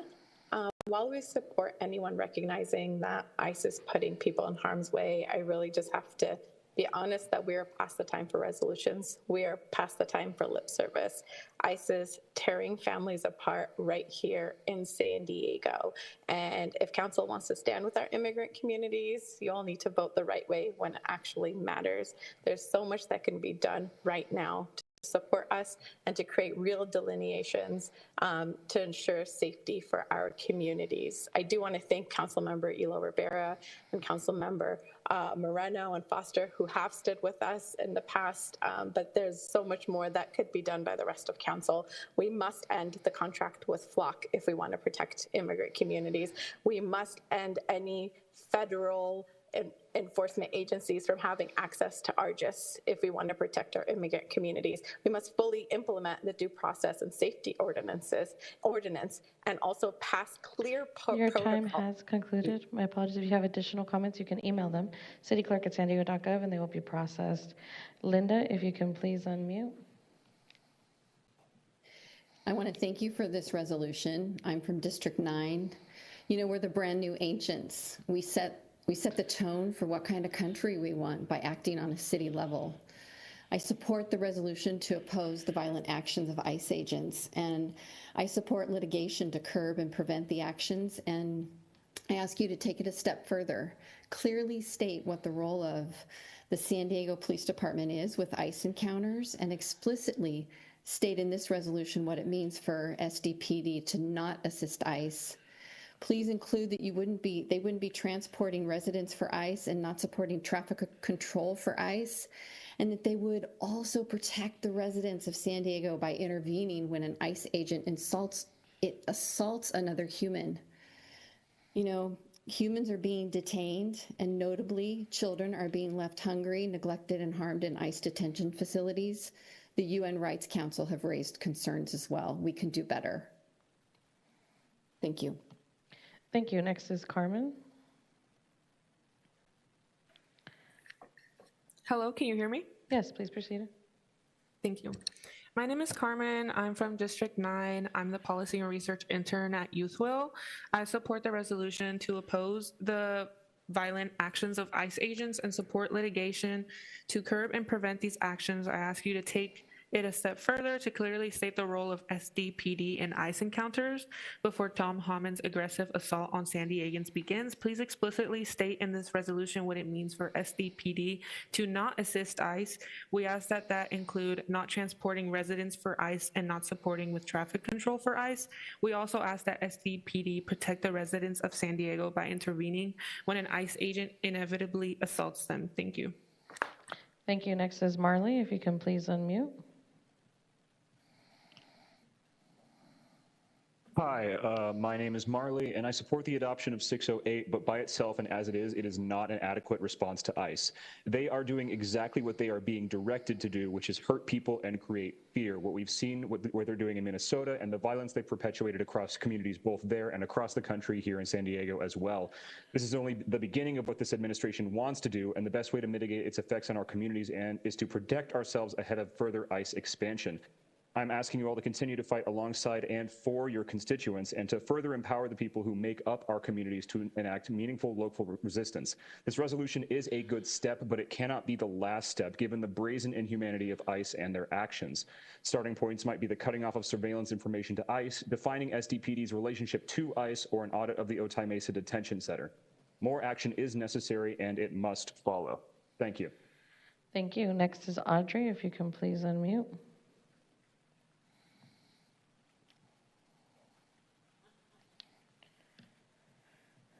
Audrey, I can unmute for you, but a pop-up should have come up. Okay, you dropped off. Ismael, if you can please unmute. Hello? Yes, we can hear you. Yes, I am here in support of this resolution.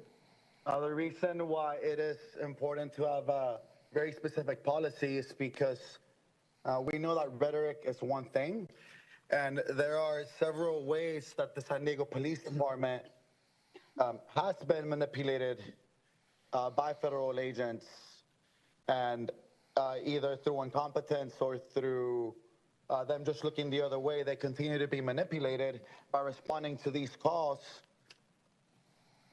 in favor of the federal agents. The reason that this is important to state is because it is not illegal to follow around ICE agents. It is not illegal to record ICE agents. It is not illegal to honk your horn. And what a tactic ICE has been using is claiming this is reckless driving and getting San Diego police to respond to reckless driving calls, stealing resources. Thank you. Your time has concluded, but thank you for that concluding remark. Next is Nancy. If you can please unmute, then it's the original, and Audrey is our final speaker. Awesome. Thanks for taking me again. Tech issues. I'm Nancy Beam with SURGE, showing up for racial justice and San Diego Families for Justice. With both groups, we are currently organizing hundreds of people who want to step up and support neighborhood patrols and be legal observers. It's a beautiful thing watching our community mobilize, including in the last 24 hours for this comment. There have been legal observers to ICE doing neighborhood patrols for months who have seen SDPD firsthand assist ICE through traffic control and transporting residents and standing by when neighbors are being assaulted. As we are training people, I would love to be able to assure those who want to show up for their neighbors that SDPD will have their back to protect the residents of San Diego. But at present, I cannot. We support this resolution, but it needs to clearly delineate what it means for SDPD to not assist ICE. Organizations and grassroots orgs are gearing up for the aggressive assault in San Diego. We need clarity now before we have the next Alex, Renee, Keith, or Silverio. Thank you. Next is the original. If you can please unmute. The doublespeak coming off the dais is absurd. You guys did not care about the people that were coming across the border, that were being raped and murdered along the way because you incentivized it. That's in fact why Tom Homan should be going after government officials for incentivizing these people to come. And you guys don't seem to care that, I mean, you don't want ICE to do their job. And if they were, then the children that were murdered in San Diego County as well as raped in their own bedroom wouldn't have been, because those people were supposed to have been deported again. They already were at one point. And if they could do their job, this wouldn't happen. You guys didn't seem to care about where are all of the children that came across the border. You guys had thousands of them in the convention center that disappeared. You don't care about them. I don't understand how that can happen when you guys sit here and on one hand, you know, try to virtue signal that you care about them, but you didn't give a shit that the same people that are deporting them and involved in money making with that were doing it on their way Your time in. has concluded. Audrey is our final speaker. Please proceed. Hi, thanks for having me on today. I wasn't expecting to speak. I'm actually at work, but I'll try to be quick. My husband was arrested in November at our green card interview, and I appreciate this initiative, but I do think that we need to focus more on concrete, actionable items. The masked ICE agents that came into our interview and took my husband away in handcuffs and disappeared him for 5 days, there was no oversight, and we are still reeling from this. There's been no oversight. There's no way for us to litigate. There's no responsibility for these agents because they did not provide any badge numbers. They wouldn't tell us their names, and they were masked. There's no consequence for poor or bad behavior, and I want to see that. I think we need more concrete initiatives and real protocol. Your time has concluded. Thank you for those comments. For the record, this item did receive 114 comments in favor and 2 comments in opposition via our e-comment form, which have been distributed to the council. Thank you, Council President Pro Tem. That concludes public comment on this item. Thank you to our city clerk, and thank you to all the members of the public who chimed in on this item. We're going to go back to council members, starting with Councilmember Von Wolberg. Thank you very much, Council President Pro Tem, and thank you to everyone who called in, and especially that last speaker. I'm so sorry for what you and your family are going through. 2 members of my family also went through their green card interviews, and I just can't imagine seeing your husband taken in the middle of a legal process that you were told to participate in by your government. I can't imagine if my sisters-in-law were taken as well when they went through their process a few years ago. So I just, this is not how government is supposed to be. But I want to thank my colleagues for this resolution. I want to thank the city attorney for taking the appropriate actions when it's time, now that we're authorizing this resolution. And I want to thank our San Diego Police Department for the work they're doing. I mean, this is not something they'd ever thought they'd be asked to do, which is not something I ever thought I'd be asked to do as a city council member. And we're just a city council in the city, in this country. You know, when I ran for office, I was hoping that we were going to be able to work on parks and libraries and roads and 911 systems. I had no idea that we would be called upon to defend our residents from masked men on the street authorized by the federal government. And so this is something we are all reeling from as well. And, you know, in January of this year, January alone, the San Diego Police Department received 94,000 calls for service. And in January alone, 50,000 of those calls, over 50,000, were 911 emergency calls. And we have approximately 1,800 sworn police officers working in our police department to respond to the 50,000 911 calls last month alone. Our officers are under enormous strain to respond to the needs of our residents, to prevent and solve crimes, to respond to medical emergencies. And now the federal government, a lot of their agents are causing increased strain on our city. So I am in conversations as the chair of public safety. I've asked the department to start tracking the monetary damage this is doing to us. I mean, it's very hard because you never know when a call is going to come in. But we need to start tracking exactly what the damages are to our city so we can get reimbursed. I also know, I believe that we have a lieutenant on the line to answer any questions. But Lieutenant, I'd love to hear you explain to the public what your perspective is and how the federal government literally calls 911. They do not have a special line into the police department. And so, Lieutenant, could you explain what you've been dealing with as a police officer. Absolutely. Hi, my name is Cesar Jimenez. I'm a lieutenant with the San Diego Police Department, and I'm also our public information officer. And I'm the liaison with our Hispanic community as well. I myself have been an immigrant. I came here at 17 years old from Mexico. And I've been going to different churches, Spanish-speaking churches, immigrant churches, Univision, Telemundo, and talking about our stance on immigration, which is that we do not take part in any immigration laws. We don't ask people about their immigration status. It's not part of our purview. We're concerned with state law and with local law.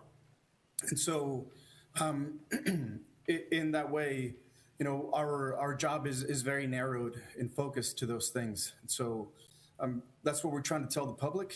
We're trying to tell our immigrant community, our Spanish-speaking community, and also not just being Spanish-speaking, but other communities as well, that they can come to us to report crime, that if they see a crime and they're a witness to that, they should come forward and report it, that they should not have fear of us as far as immigration goes, because that's not something that we ask.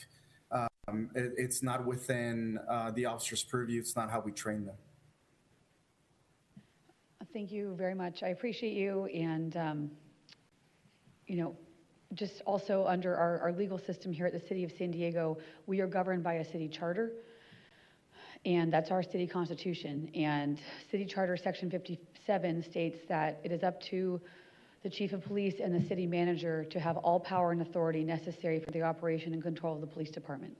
We have been told over and over on this dais that we cannot impinge on the charter responsibilities of the police department to conduct its own responsibilities. So I understand. Thank you for everyone who called in today. We are doing the best we can every day. Thank you for Councilman Elo Rivera's due process ordinance and the work we're doing to try and protect residents here in the city. You know, we are about a municipal government trying to do the best we can, and please do continue coming to us with ideas and thoughts, and thank you to our police department for answering the over 50,000 911 emergencies you get every day, and for following the California Values Act very clearly, SB 54. So those are all my questions, and thank you to everyone again, and I'll make the motion to approve the resolution. Thank you. We have a motion by Councilmember Von Wolpert. We'll turn next to Councilmember Elo Rivera. Thank you, Council President Pro Tem.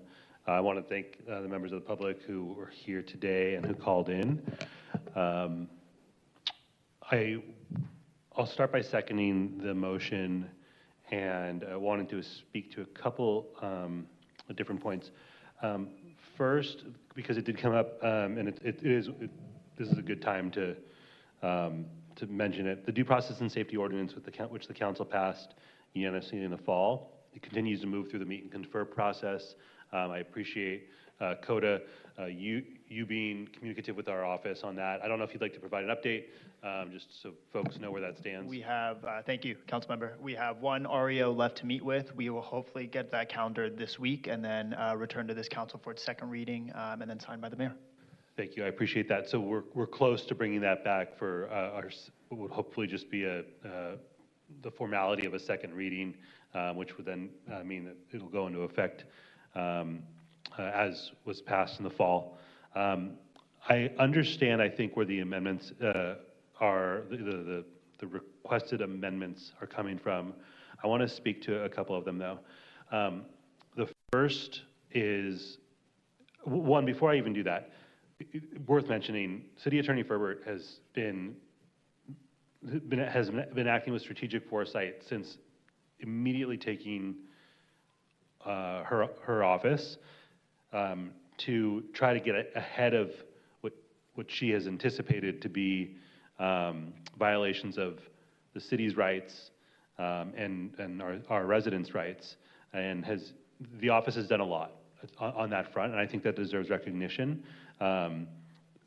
There's multiple lawsuits that have been filed, amicus briefs that have been filed, and I want to make sure that City Ferbert gets that recognition, because I don't think there's been any equivocating on her part in terms of the willingness to stand up against abuses of the city, again, the city's rights or our residents' rights.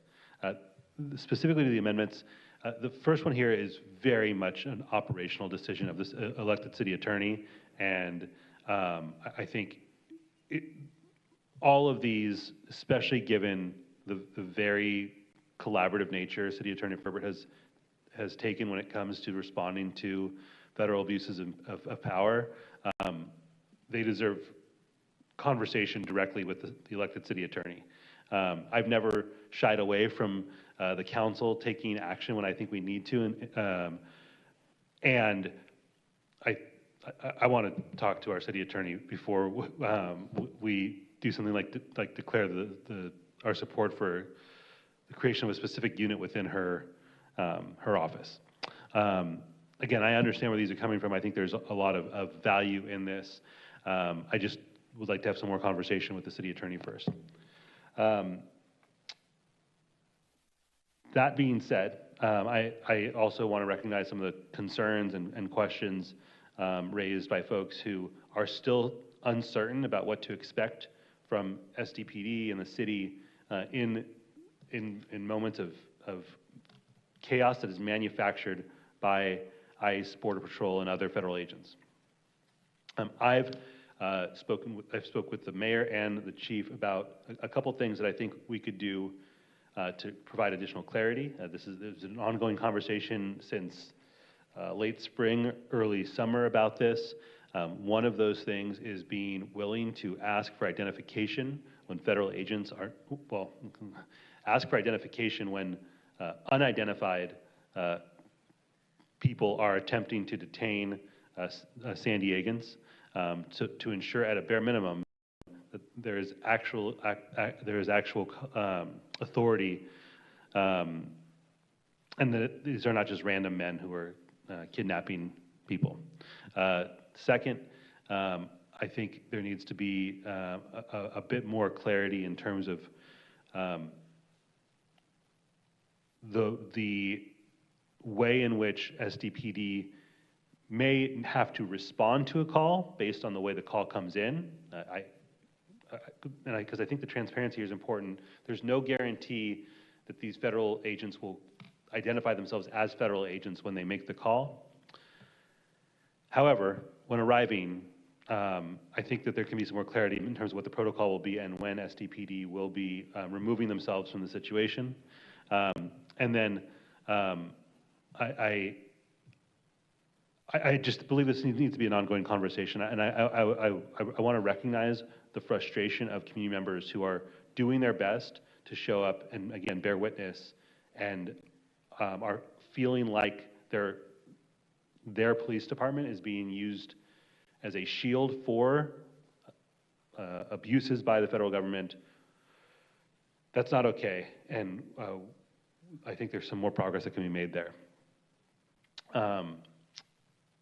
So with that, the last thing I wanted to mention here is I don't think this is not the end of this conversation, unfortunately. I wish it were. I wish that, you know, by next week the situation will be resolved. I don't think it will be, and so we're going to need to continue to take action. We're going to need to continue to not just take a position as a city, but I think all of us as council members are going to need to lean on every institution in this city that has not made it clear where they stand, that they need to be clear that what is happening right now is not okay.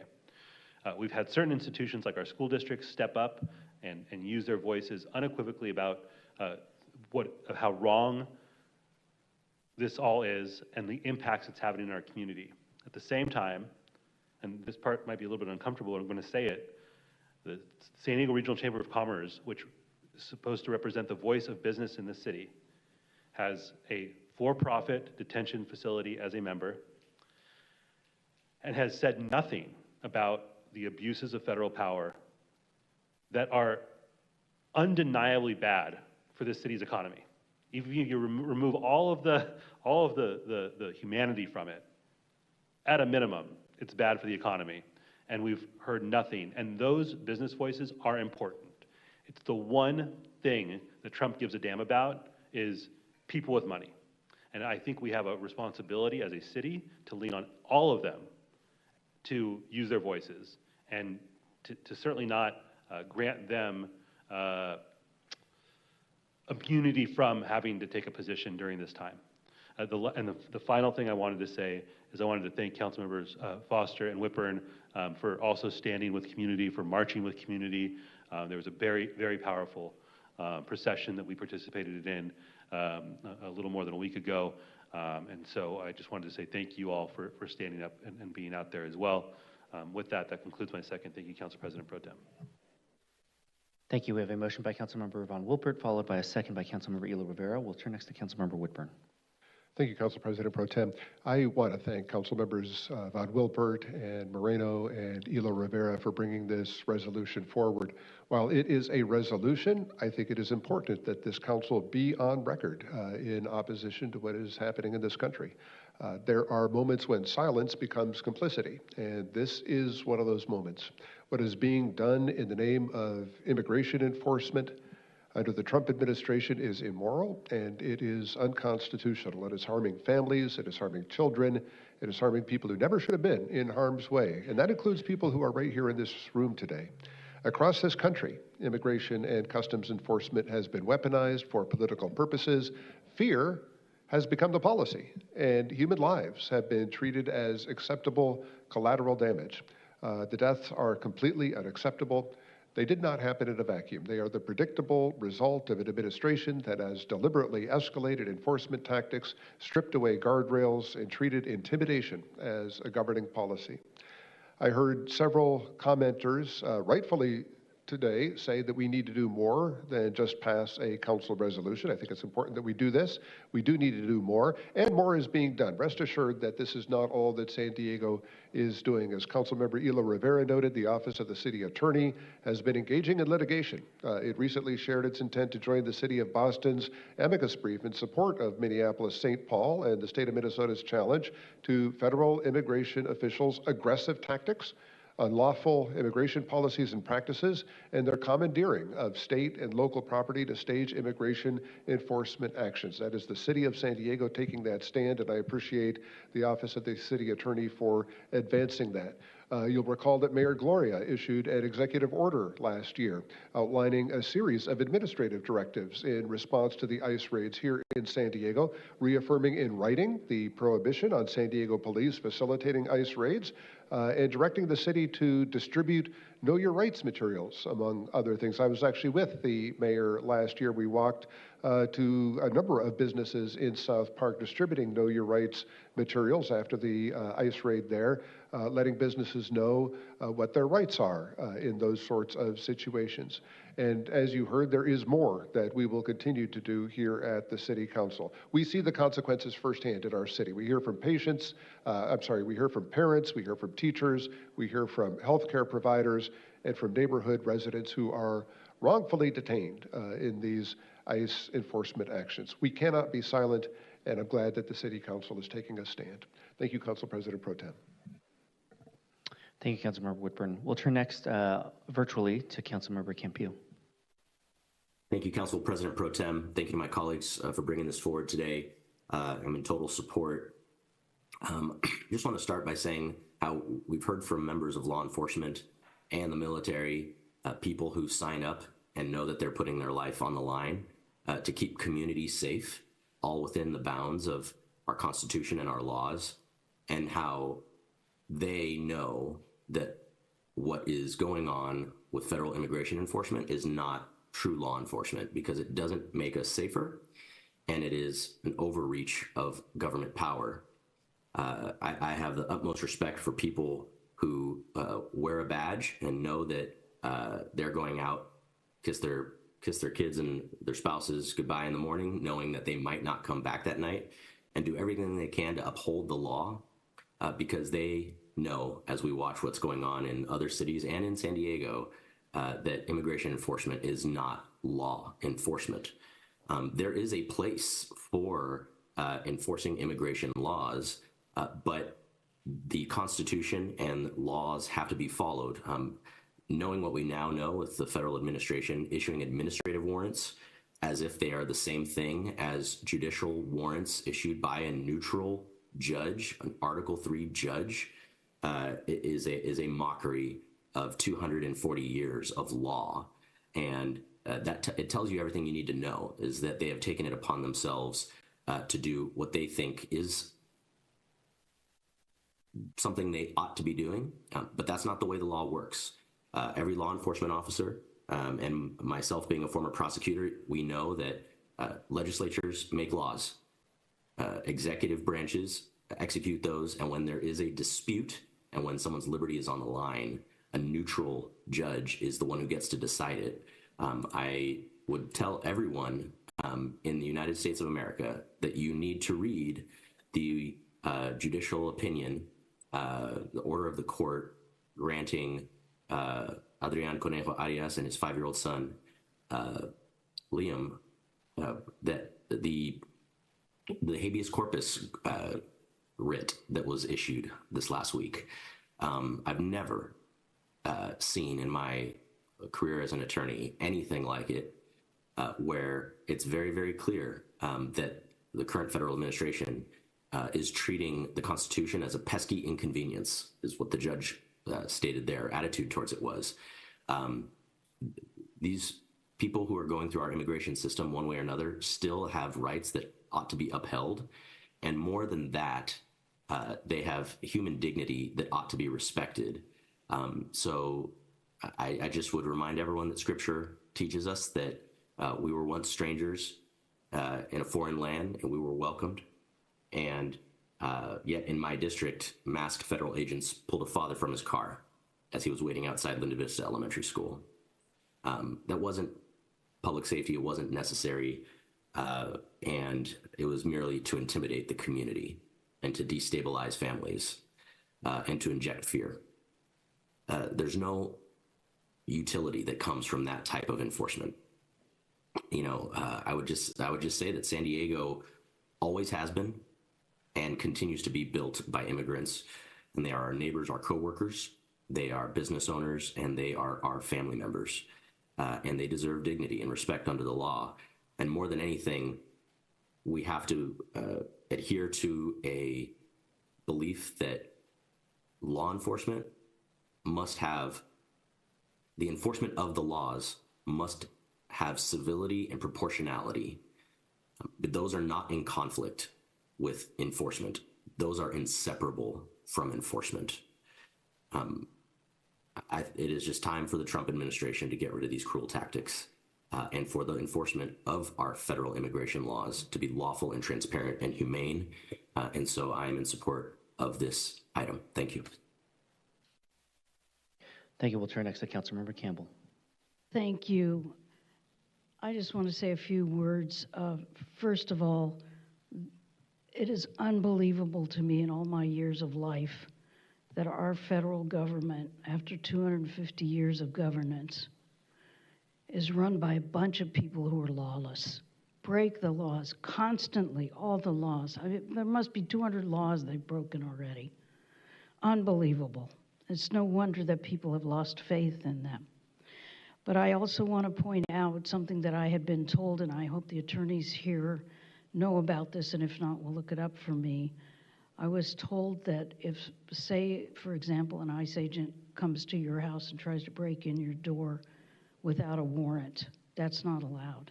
Under the Constitution, there must be a warrant. Now, in California, it has to be a California judge who signed that warrant, not a federal judge, a California judge. So you can see we're trying to do what we can legally, etc.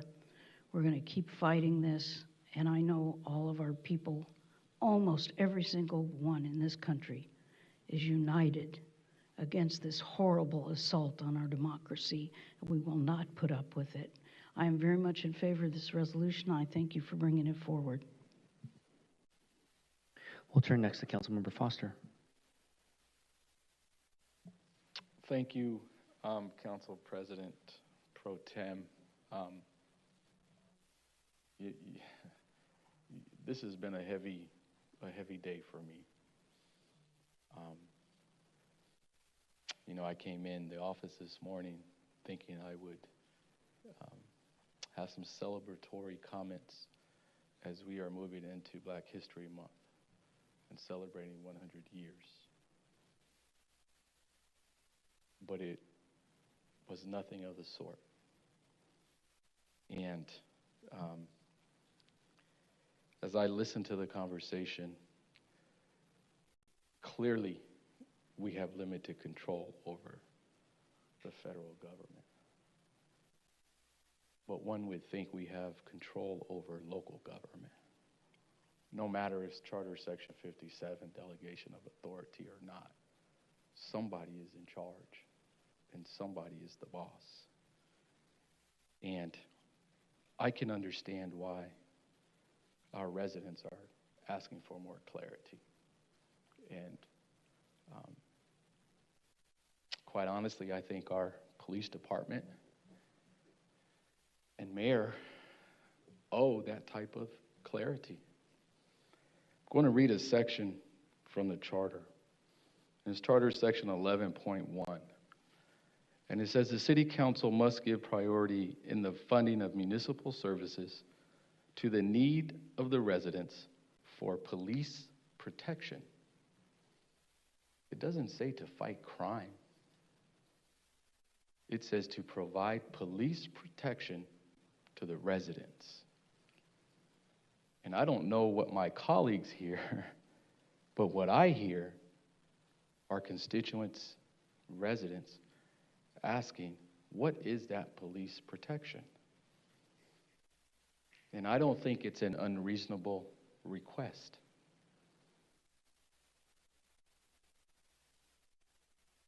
The other thing that I just want to make clear, and I do appreciate the statement that we are making here today, but I think we've made it since this idiot got into office.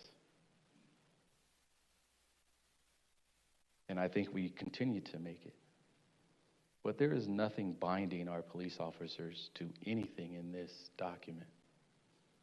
Nothing whatsoever. And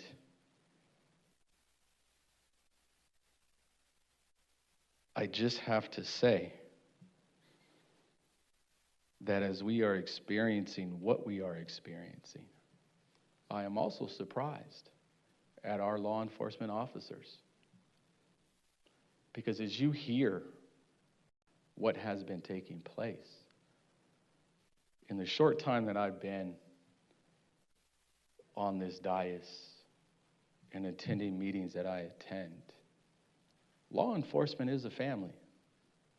Doesn't matter if you're a local police officer, doesn't matter if you're an attorney, doesn't matter if you're a prosecutor, it doesn't matter if you're a state patrol trooper, CHP, or a federal law enforcement.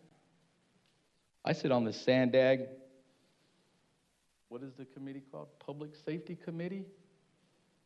I am in a room on a monthly basis with about every single high-ranking police officer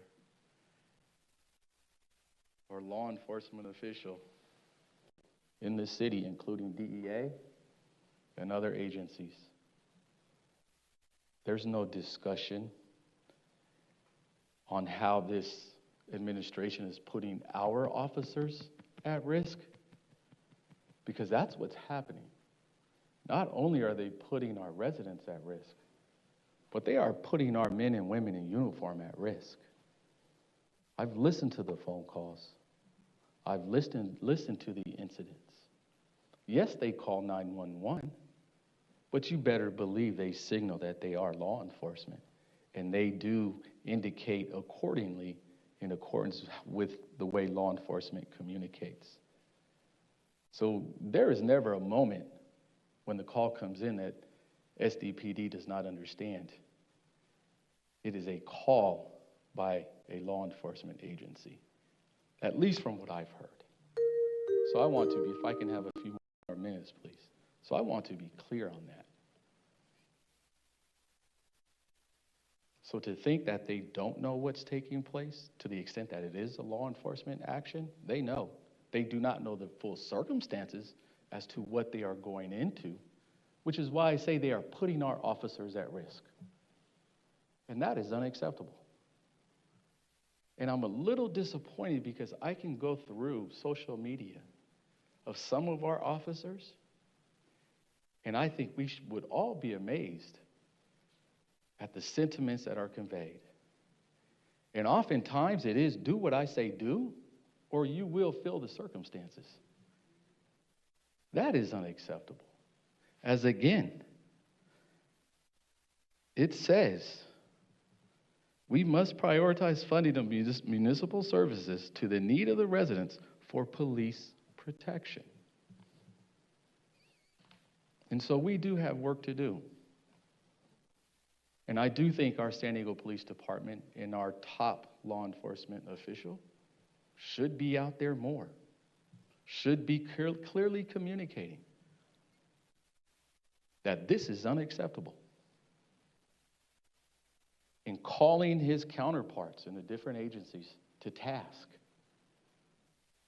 Because I would hate to be the police chief and have to deliver a message to an officer's family that they were hurt in the line of duty because of the actions by what we think are well-trained ICE officers.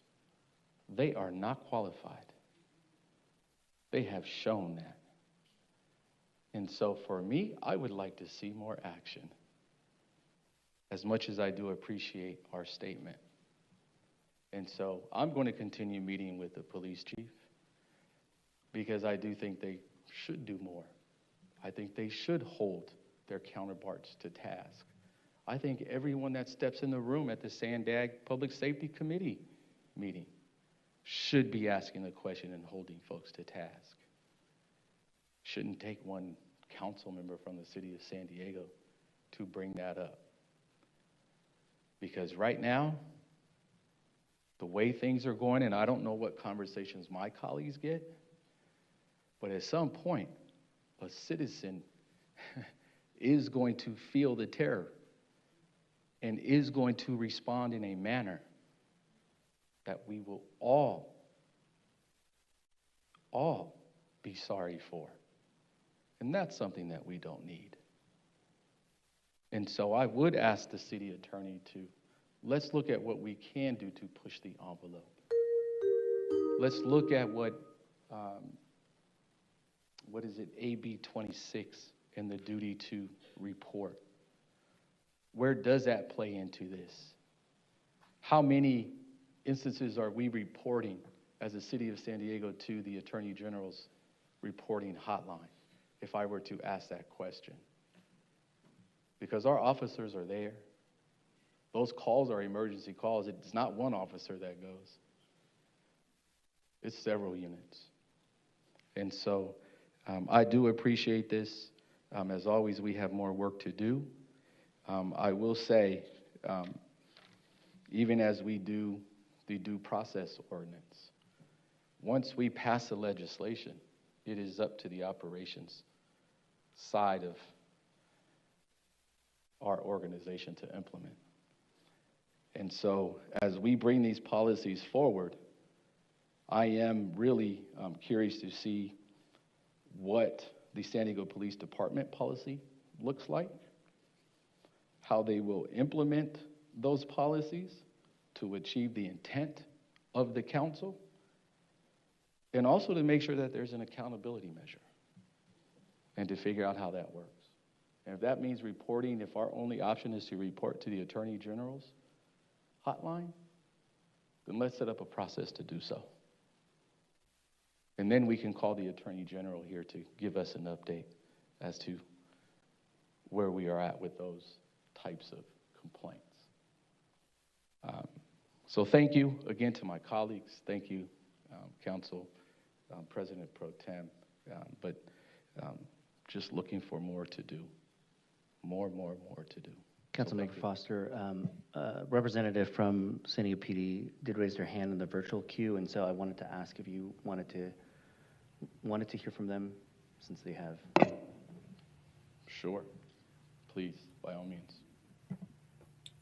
Yes, I'd like to thank the council member for acknowledging the fact that our officers do respond. Sometimes we don't know all the details of what our officers are responding to, but yet they respond nonetheless. And they stand in the middle between the problem that's happening between our federal agencies and our citizens, and we try to bring the peace. We try to lower the temperature. We are there to ensure that violence is not made or escalated in any way, and our officers are there in the middle to protect the citizens and ensure that there is a peaceful resolution to the problem that's presented at that moment. Then once again, we don't always have all the details to, because as the other council member mentioned, we don't share radios with them, and we don't have cell phones. They call 911, and ultimately it's an emergency call, and our officers go and respond. So thank you for mentioning that, and we are there to protect our citizens, and we will continue to do so. And we are in our communities. As I mentioned personally, going to go speak. Somebody mentioned the Buena Forqueta incident, and that was, to the citizens that were there, it looked like a coordinated response. When they called us, they left by the time that we got there, and when we arrived, people were like, you told me, and me personally, they said, you told us that you're not going to cooperate with immigration enforcement, yet here you are. And so we had to explain what happened. We explained our relationship and how we don't share that information, and we got there based on an emergency service call. So that's where we're at. We are here, and we are in our communities all the time. We just finished a civilian academy in City Heights. Council member Hila Rivera was there for the graduation, and part of what we talked about was our immigration posture. So thank you for that time. I can appreciate that, and thank you for the comments, but I will respond with an incident that I discussed with Chief Wall. And I was receiving comments or receiving phone calls in the district one afternoon, and I was told that SDPD was helping ICE. And again, you have to understand, this is the public that is calling me.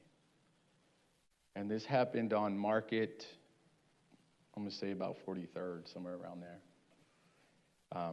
It's really D9, but I call it home at certain times.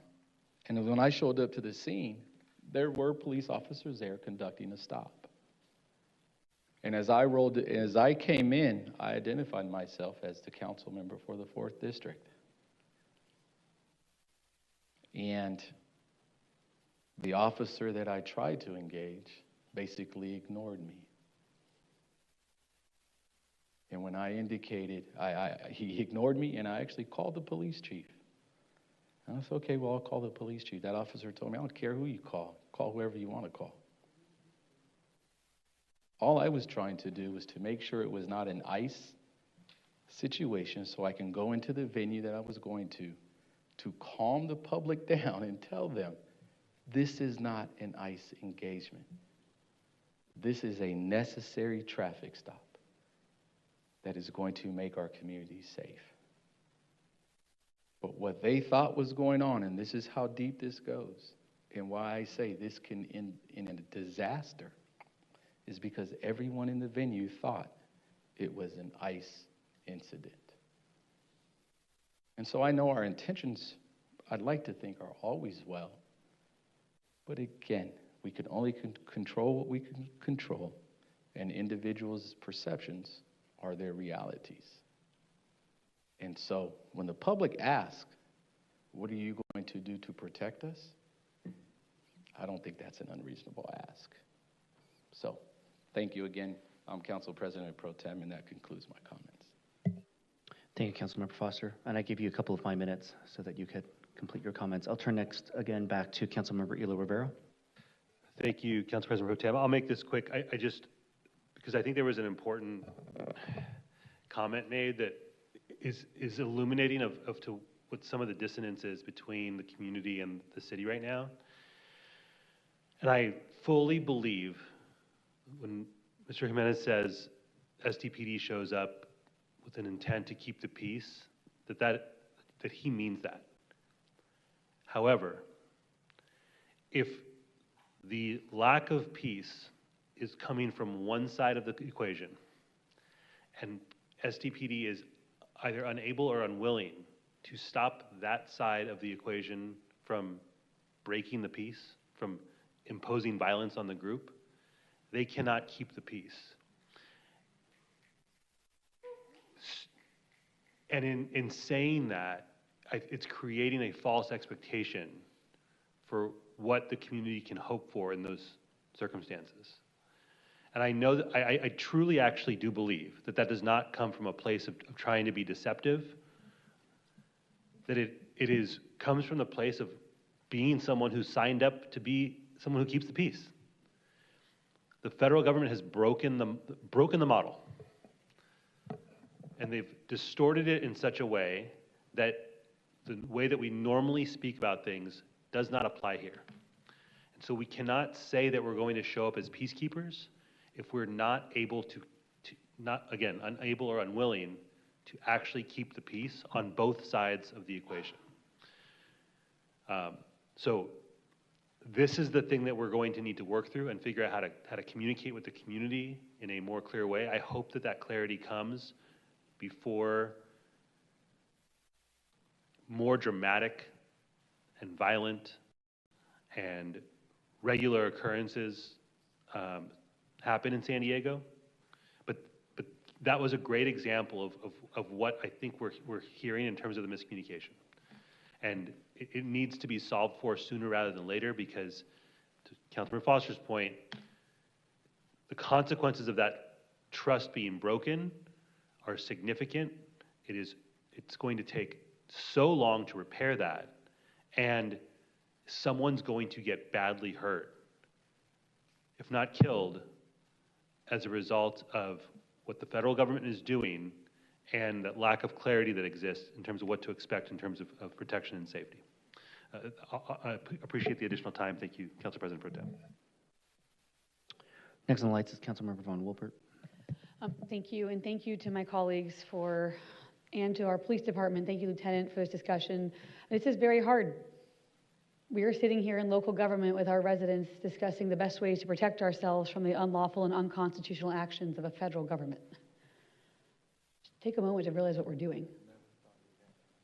But also, I want everyone who is watching this, everybody who is engaged in this issue, to realize that the real fight, the real people who have control over these federal agents are not here sitting in this room.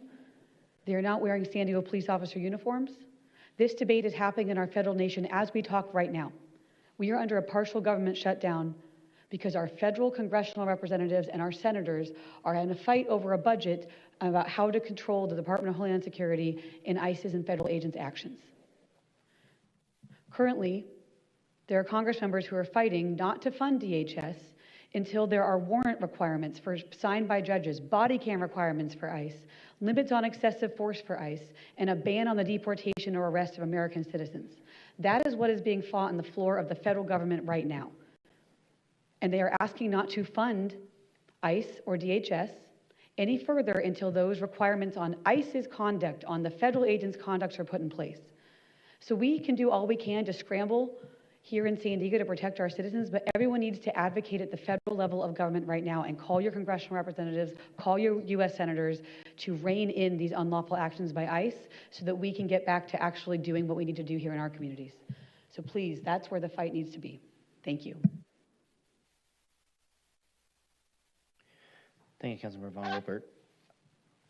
I think we've exhausted all of the other speakers in the council, so I'm going to go ahead and chime in here because I'll be frank, I think I'm a little bit speechless, not on this item in particular. I think a lot of us tend to turn to the same commentary that we all feel on this issue, which is a sense of that we're appalled or heartbroken over what we're seeing.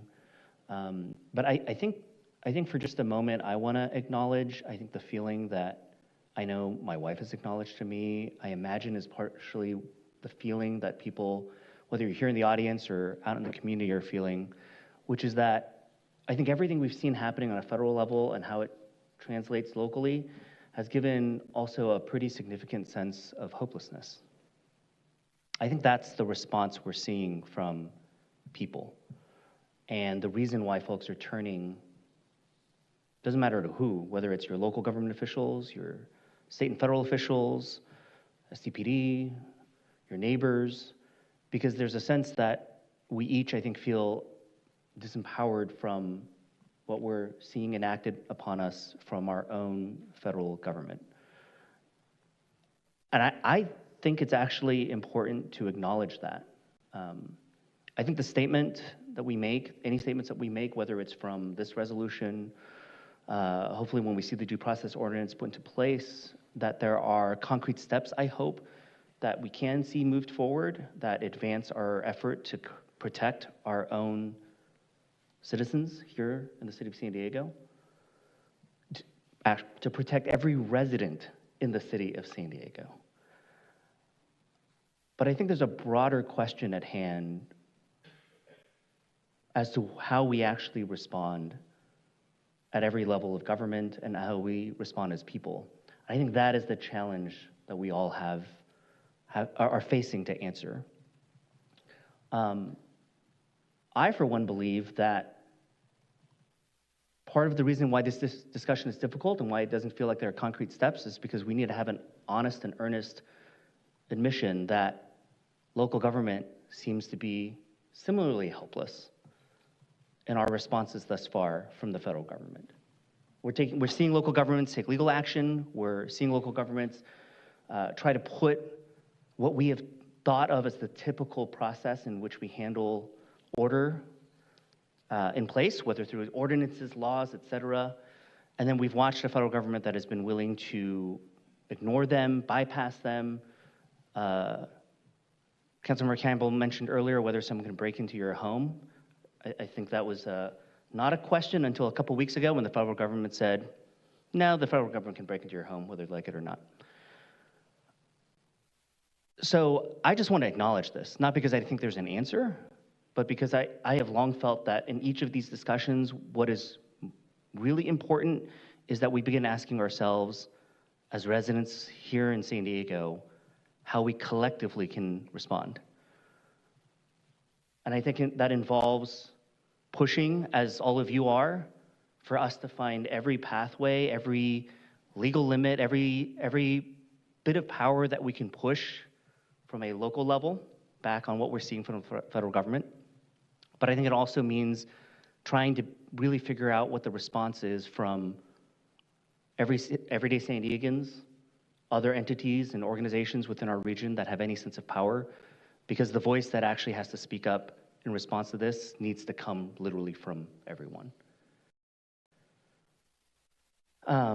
That's how I've long struggled to view the situation that we're facing, because I think it is the collective power of the people that might give us some hope to actually fight back. And to that, I will just point out that we talk a lot about what's happening in Minnesota or in any other major city at the moment, especially the ones that have faced these surges from the federal government. But the reality is that the actions the federal government are taking in San Diego have not subsided. They may not be at the level at which we're seeing in Minneapolis, but they've certainly increased significantly from the time that we've started under this administration, and they're going to continue, especially if funding is not blocked. And so I hate to say that this is still just the beginning. And I think we have yet to answer to ourselves, what can we do to actually push back? What can we do as a government to push back? And also what can we do as citizens here in San Diego?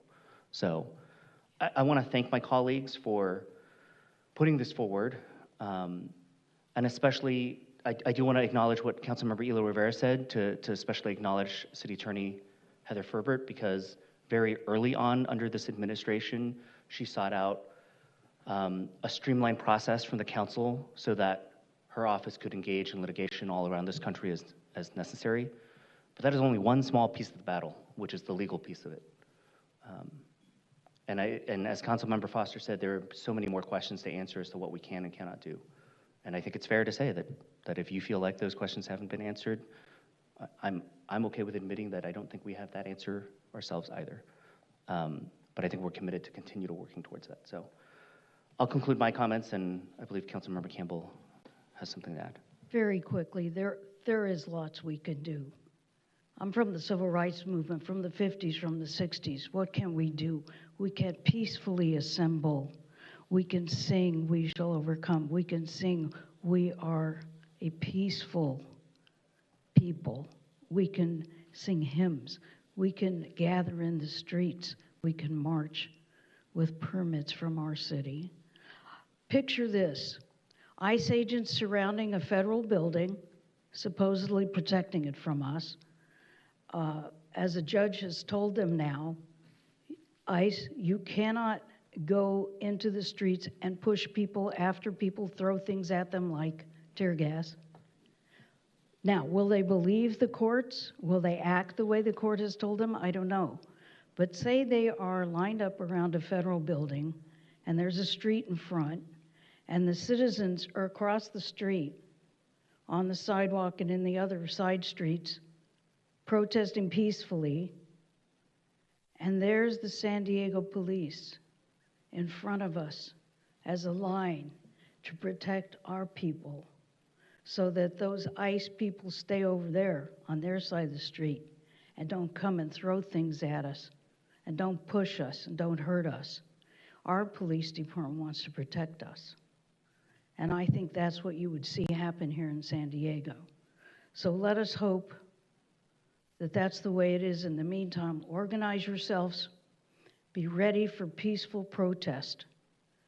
That's what we had to do in the civil rights movement. It took a lot of training to take that crap from those people with whips and hoses and dogs and beating up on us with batons. We had to stay peaceful. That's the key. Thank you. Thank you, Councilmember Campbell. And I guess I'll just close by saying, because this triggered a reminder to me, even from what we might have heard, but the actions we're taking, the actions we could take, I think the frustration and the sense of hopelessness is that is not stopping people from getting pulled off our street right now. That's not stopping people from getting abused, violated. Yeah, so I will just note that as much as we think we're doing, I think it's okay to acknowledge that it's still not enough. We do have a motion by Councilmember Von Wilpert, a second by Councilmember Elo Rivera. Seeing no other speakers, please call the roll. I started the voting system. Please cast your vote. Councilmember Campillo, if I can get your vote for the record. Vote yes.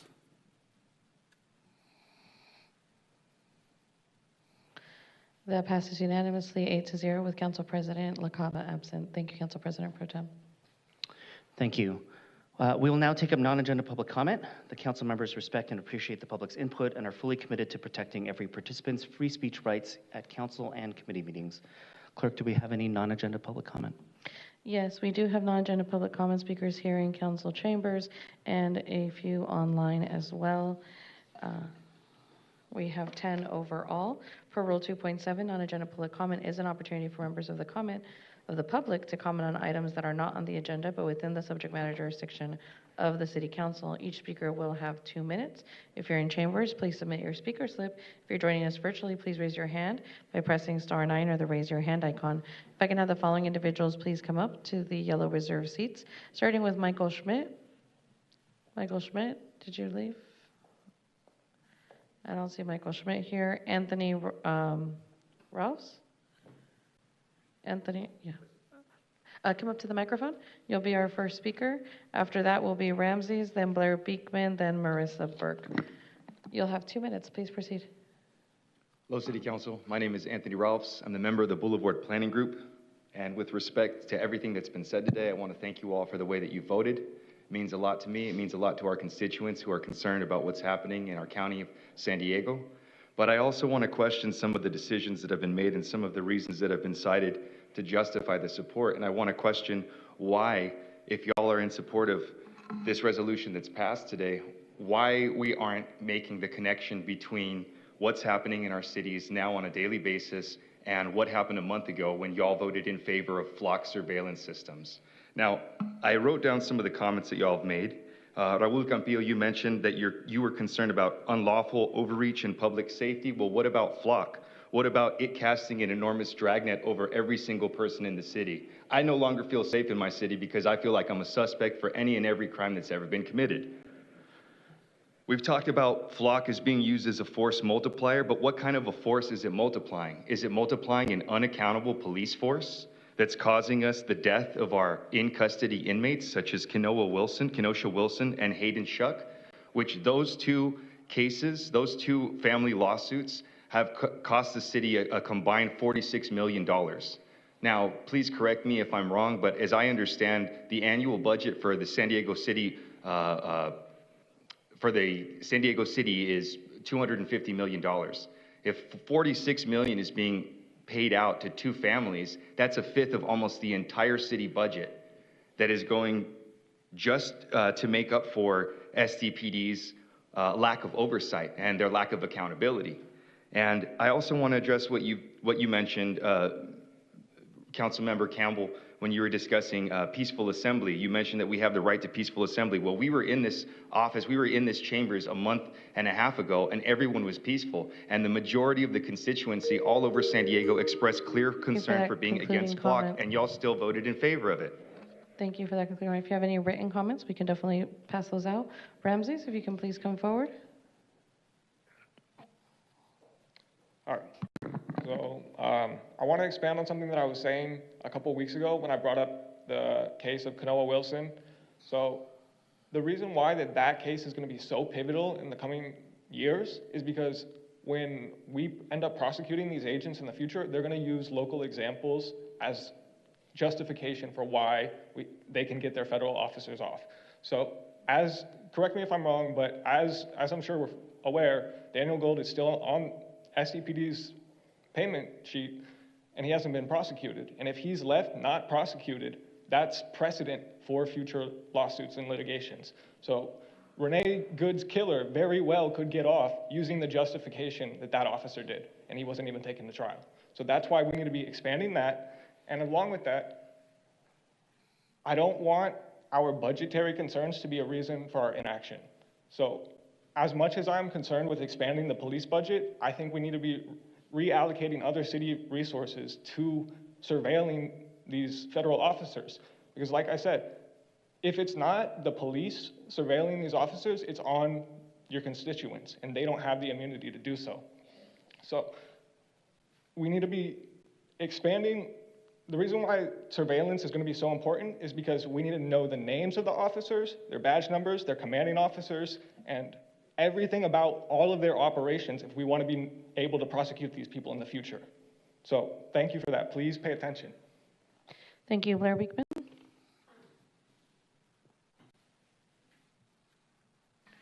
Hi. Thank you for the meeting today. Thank you for the words of Councilperson Lee, his closing remarks. I really believe direct dialogue can be of help for all of us, bringing something together. Good luck what we can be doing. I definitely want to be talking about this issue more.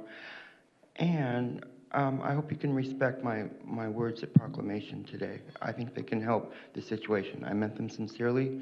I think they can be of help. Good luck how we can work on issues together and ask for cooperation. The Bay Area has, we can too. They did last fall, did a great job. And I hope we can too. I wanted to comment with my remaining time. You guys have done really important work.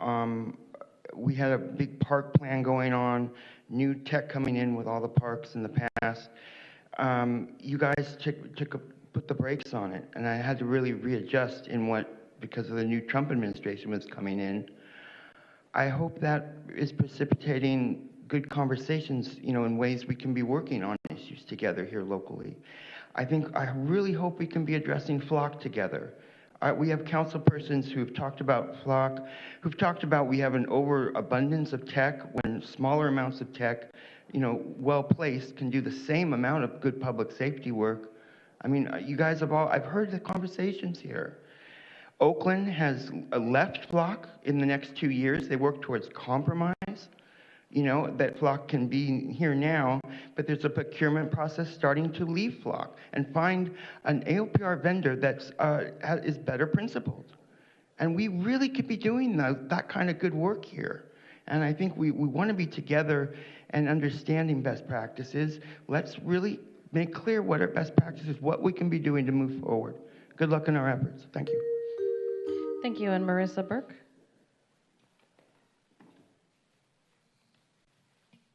Hi, thank you. Should I stand there or there? The taller one is sometimes better, so you can not have to bend down. Yeah? All right. So this is just going to come from my heart. Earlier I spoke from something that I wrote, but this is just from my heart, my experience.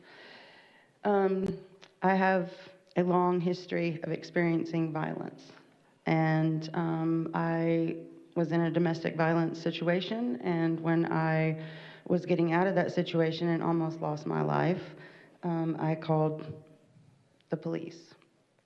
They helped, great. But afterwards, and after he was put away, I had neighbors on each side of me, and each one of them came to me at different times and said, "We heard your screams. We heard you screaming.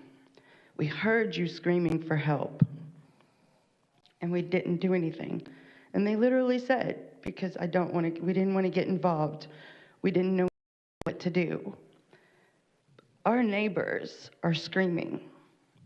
We are screaming for your help. We were in the mayor's office screaming and banging to be heard, not for press, to be heard. And that's what my question is to all of you. Are you going to listen to our neighbors?